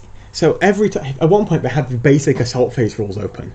This game went 2 turns. Wow. He was arguing with the ref about a call. The ref said, no, this is final decision. And he kept arguing. With the ref? With the ref. Wow. Yeah, that's not on. Kept arguing with the ref. So he was having multiple issues with multiple opponents. He was arguing with the refs. Yeah. He was causing drama outside of the event. And now I'm causing drama outside of the event. I don't think so. But, I think number one. Can I just step in here for a minute? No, of course you can. Of course. I think number one. I'm just sad, man. I'm just sad. I think the one thing that I know about Tom is Tom loves 40k. Yeah, and he also has got like a bunch of friends, a ton of friends inside of this hobby community. And I know that you're passionate and you give a fuck. And that means a lot to you, and that's why it comes out. And I understand it. Like, what I like about this show, and the whole purpose of setting this show up, is we're not cowards, right? And Nick's like, yeah, this guy didn't play his rule right. Cool. Yeah, we'll just go and say, and if anything, I like that we go to events often because people are like, oh, I best behave. Those 3 will fucking lambast us. Yeah. So this guy sounds like a pure and utter cockwomble. I don't dislike him outside of the game. Yeah, he used to be a friend of mine. Yeah. Outside of this, but at the same time, I'm gonna say this. I don't feel like this is something I can deal with privately. Yeah. Because when he's DMing people, laying into them in private DMs. Yeah. And when multiple people have called him on this, and he's arguing with them in the middle of the game in front of a hall of people. Yeah. I do not. I mean, it's terrible for a hobby. No, I don't. Exactly. It's terrible for a hobby. Think of the people walking through, watching. Oh, look at this competitive event. I'm sick and tired of every time we get a major GT. The main story isn't Simon won with Tau with a really cool list. Yeah. The main story is some arsehole came around, started playing like a. No, I can't say that. But maybe that's to do with us though as well. I mean this so I agree. I think airing this conversation is really healthy. But I also do think that there's people listening, which is why I prefaced the conversation, might feel disenfranchised to go into the competitive gaming community because of a single individual. Yes. But then, like, it's kind of like twofold, right? Like, and also, I don't. Maybe I need to, as maybe we, but I maybe as the host, maybe need to go away and read like how, like, news outlets generally cover information like this. You know, because we live in an odd world where people pick facts and like and this is a hobby and it's meant to be only for fun. But realistically, you go 1 or 2 courses, you air it like this, and I think you've done it really well. But we're not even done, by the way. We're not done. But so I think that's important. But I also so you do it that way, or you do it where you just don't talk about it. But I think not talking about it is disadvantageous to our hobby. Yeah. I think if you don't shine a light on it and talk about it, then it just can get ignored, and just the people involved who are doing it kind of will just keep doing it and getting away with it. By ignoring something, it doesn't go away. Yeah. But you know how I was talking about the secondaries at Heat 4? Yes. So these secondaries are suspicious. Again, he got 5 Slaver Warlords, 4 Line Breakers, and 6 points in First Strike with 8,563 points killed. Yeah. So when one person questioned him about his secondaries, he says, "Oh well, they conceded, so I got all the points." When a second person questioned him, who he didn't get Slaver Warlord off, he said, "Oh well, the score is correct. The judges must have just put it in wrong." Okay. So once again, his scorecard on secondaries is incorrect. Wow. Mine isn't incorrect. No. He's blaming the judges for it. So I'm saying if we can see what he submitted. So like let's like so. You don't have to convince me, because realistically, if either of you went to an event and said someone was a cockwomble, I just always like my journalism. That would be for me. Like I need no more realistically. But it's nice that you presented evidence, like, which I think is helpful. I feel like if I'm going to call out someone that I know quite well and I'm friendly with, I need to. So I ask you both, like, in that environment, and I know Neil's in the chat here, like, because he said that he agrees with me, probably shaming a slippery slope, but within a close community like ours, it can be used positively, and it is positive. Yeah. Because as an example, like, we're not just here just slagging him off. Like, Tom's presenting some facts of things that happened in the game. That are so my question is like, as the TOs, right, as both players and the TO, as TOs, like, well, so realistically, because we live, like, the way it works, isn't it? Like, we go buy a ticket, and then effectively the TO are meant to police our environment. That's what we're giving them license to do. You know, they make the final call. What can we do as a community to help the TOs at Warhammer World better understand this information? Like, that would be my first question. This information? Well, this information, number one, but then also, how can they better police that environment? Well, I think they should take a leaf out of the Frontline Gaming guys. They said they gave because obviously for the LVO, I think they tested it a few events beforehand, but they designed their code of conduct, because that gives refs something to refer to say, look, you are breaking this rule, and here's a system how we're dealing with it. You get a yellow card, another yellow card, red card, you're disqualified, etc. like that, kind of how football works. So, because the Games Workshop refs, they kind of have some authority to do things, but they don't have any structure to it. They kind of just have to operate as an individual in the moment at the time. As far as I understand, they're codifying that both into the new General's Handbook and into the new 40k. Oh, really? Yes. There's going to be, like, some sort of codification as to, like, conduct that rewards points in game. I don't like the sound of that. No. Sure. Anyway. It takes points away if you're being an arse, but maybe. But so here's the thing: I wouldn't necessarily advocate banning him from all future events, because as we've spoken about, I like to give people that room to show they've reformed. What I want to see is I want to see him fix his shit, and I want to see him come back. And I would not be against disqualifying people on the spot in these kinds of events, not banning them permanently. You're welcome to come back, but you behave in this manner and you are not welcome here because you're ruining it for everybody else. Yeah, no, I would say that's the case, and like Nick Lamborn saying in the chat, who was there this weekend, he said like this is one isolated individual causing this issue, really. But it's causing an entire atmosphere change. Yeah, it's causing. Because people are worried about playing people like this, and you still have other people causing issues with like slow playing or what have you. Yeah, I mean that Italian fellow was there. Nick sent me a picture, and I literally nearly threw my phone into the river. Because and I mean this, and it's been a while, so I've had time to really think this through. Because I feel like last time I was a little bit emotional, but fuck that guy. He's a prick. But I mean that in the nicest way. No offense, you're a dick. Yeah, no offense, but I wish you'd fucking quit Warhammer. Yeah, you twat. I wish you'd reform, but okay, that's fine. Well, no, who doesn't know? I'm not going into it again. The question it's still there. It's still raw. The question then for me would be, well, how do you necessarily know you're disqualifying properly, right? It's so hard, right? Because it's anecdotal, right? Like, there's maybe say it was game 4 and he's doing something dodgy in game 4. You could say, right, you auto lose this game. Yeah, you're not banned for the tournament. You just auto lose this game. You get 0 victory points, 0 secondaries. But then someone else has to play him. Well, yeah. I'm just saying. One of your things was just his conduct at the table so unbecoming that he really should have been. He'd even lost the game. He lost the game round 2, and he was still doing it. Yeah. So, I mean, full respect to Vicar. Thank you, Camelot. He did a lot of work stepping in and adjudicating these rules disputes. Full respect to Steve. I love Steve. He's a friend of mine, but he doesn't play that much 40k. Yeah. So if you are running a 40k event, I think they would benefit from a specialised, experienced 40k competitive player who knows the field very, very well. Are you going to write the job specifications specifically for you, Tom? Shush. And they should be on a 40k show once a week. And they should be paid in Met Guns. Well, is that right? That's I would love that. That would be excellent. Right? Yes. Okay. So I would be down for that. Yeah. I would be down for that. But I also know that next season, I have one of my pupils is coming down to play in Heat 2. He's coming down with his dad. I think he'd be like 13 at the time, maybe 12, 13 at the time. Yeah. And that's going to be his first experience of competitive 40k.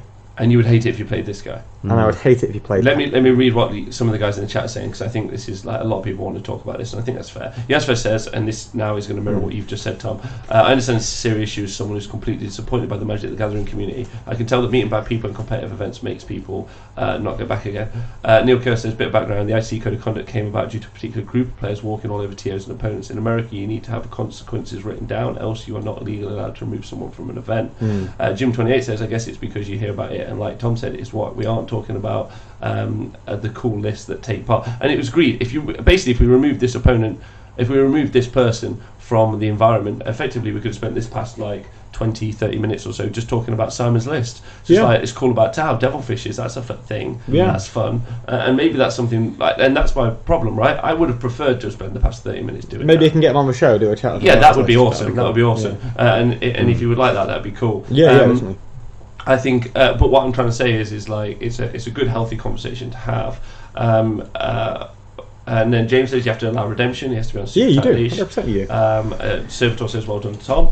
And then also Camelot took out the Italian guy for me. So I'd like to say Camelot, he did. You fucking angel. And then Neil Kerr says the ITC CC was a way to let TOs regain control, as it worked very well. The OVO head refs have gone on record to say that this was the first year they did not spend a weekend getting abused constantly. So there we go. So a code of conduct in effect, which every major sport has, right? You've got yellow cards, red cards. Don't bite people. Yeah, don't bite people. Suarez. Good start, right? Yeah. And then Jim28 says, I think arguing the ref, then immediately that's a bye-bye. The problem is for Games Workshop, the problem for Games Workshop is that they don't... They don't want the bad PR? Huh? They don't want the bad PR? They don't look like the bad guys. They don't look like the bad guys. I don't think they will. They don't have the capacity to do this as a group. Like, how can I say this without sounding like a twat? Like, do I give a fuck about sound like a twat? That's a great question.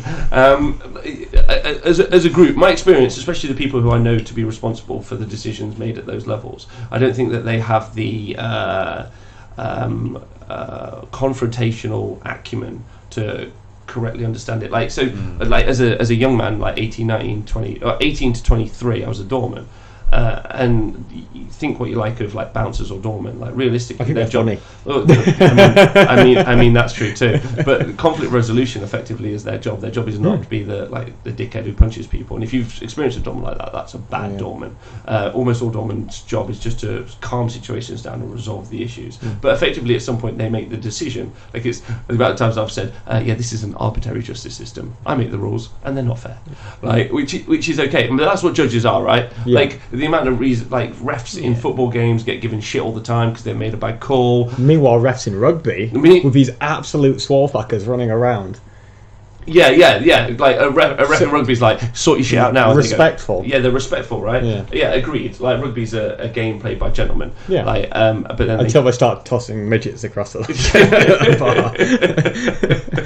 and then Jim says in karate competitions, there's a lot of code of conduct things to abide by. Every judge and every referee has a power to kick you, or the tournament rule judges one, refs are the law, don't argue with them, which I think is absolutely fair.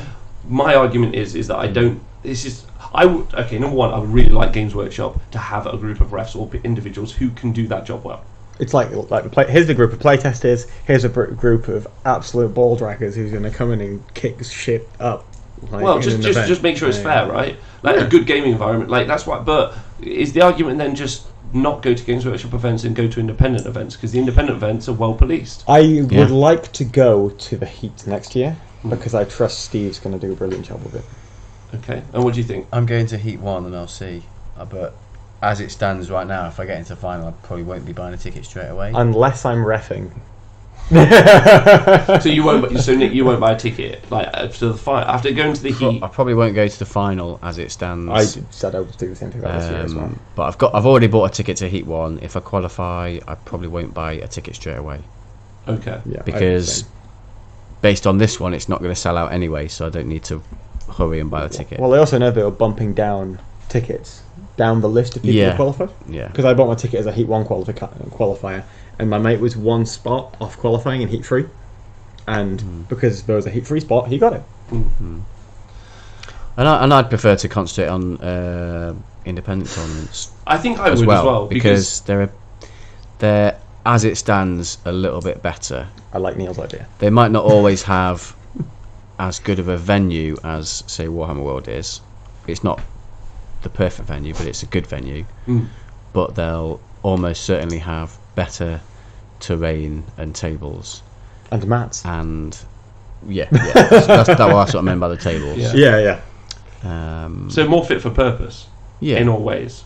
Yeah, definitely. So I mean that seems to be the telling part of the weekend, effectively, because I know there's some tournament organisers and refs in the chat right now on Twitch, and they're saying that not only is this individual specifically banned because they're also the other problematic part about Games Workshop is they're isolationist, right? Like they run things independently as opposed to part of like a wider community who do things as a group, and you're like, well, this guy's a dick. It's like, cool, we'll all ban him. That makes sense, right? I know for a fact the individual I was talking about is banned from Hellstorm events. Okay, there you go. So someone's already banned from like. But my point is the same, and I think that's what's right. What you have is independent people whose jobs aren't on the line, but their kind of reputations are on the line, and they're already making these calls. So big respect to independent tournament organisers, because it seems like they're doing like a fantastic job. I, for one, think especially for 40k, because the terrain is so important, I'm less interested, having heard your guys' reports. Yeah, like I really like to use combat in 40k, and the terrain and how the rules work currently. The Games Workshop terrain makes combat armies really difficult to play. Because in my last game against Nick, he just had a unit of jet bikes on the top of a terrain piece, and I'm never ever going to get that. I had that game won, so we knew that was coming. If I'm going to be able to wrap people in combat and hostage units, then he can do that. So both Neil and Jim in the chat make a good point as well. Like, so again, talking about them getting better judges internally is complicated, because as we've talked about initially, you had an employee, and a very highly placed employee, coming second in the tournament. And then how does an internally employed judge going, like... I didn't even know he was, so it's completely unbiased. Well, I think the Tele4 Gamers Radio, they did one of their most recent podcasts. They kind of explored this subject. They talked, because most of them are judges at the LVO every year and have been, and they talked about what it takes to be a referee, and they talked about, having to keep yourself very neutral, even though that person might be your friend. You have to keep yourself level-headed think about the situation in isolation and make a decision. So they're all experienced refs, and it was a really good chat from them about. So where do I listen to that? Tele4 Gamers Radio. Awesome. So they had a really good chat about what it takes to be a referee, and the type of how you make those good decisions, what type of personality you need to have, and experience you need to make those kind of decisions. So it was a really interesting listen. I'll do it. But all in all, so all in all, over the weekend, like you enjoyed the event. But I enjoyed the event. Yeah, but and all of these situations that have come before, right? Yeah.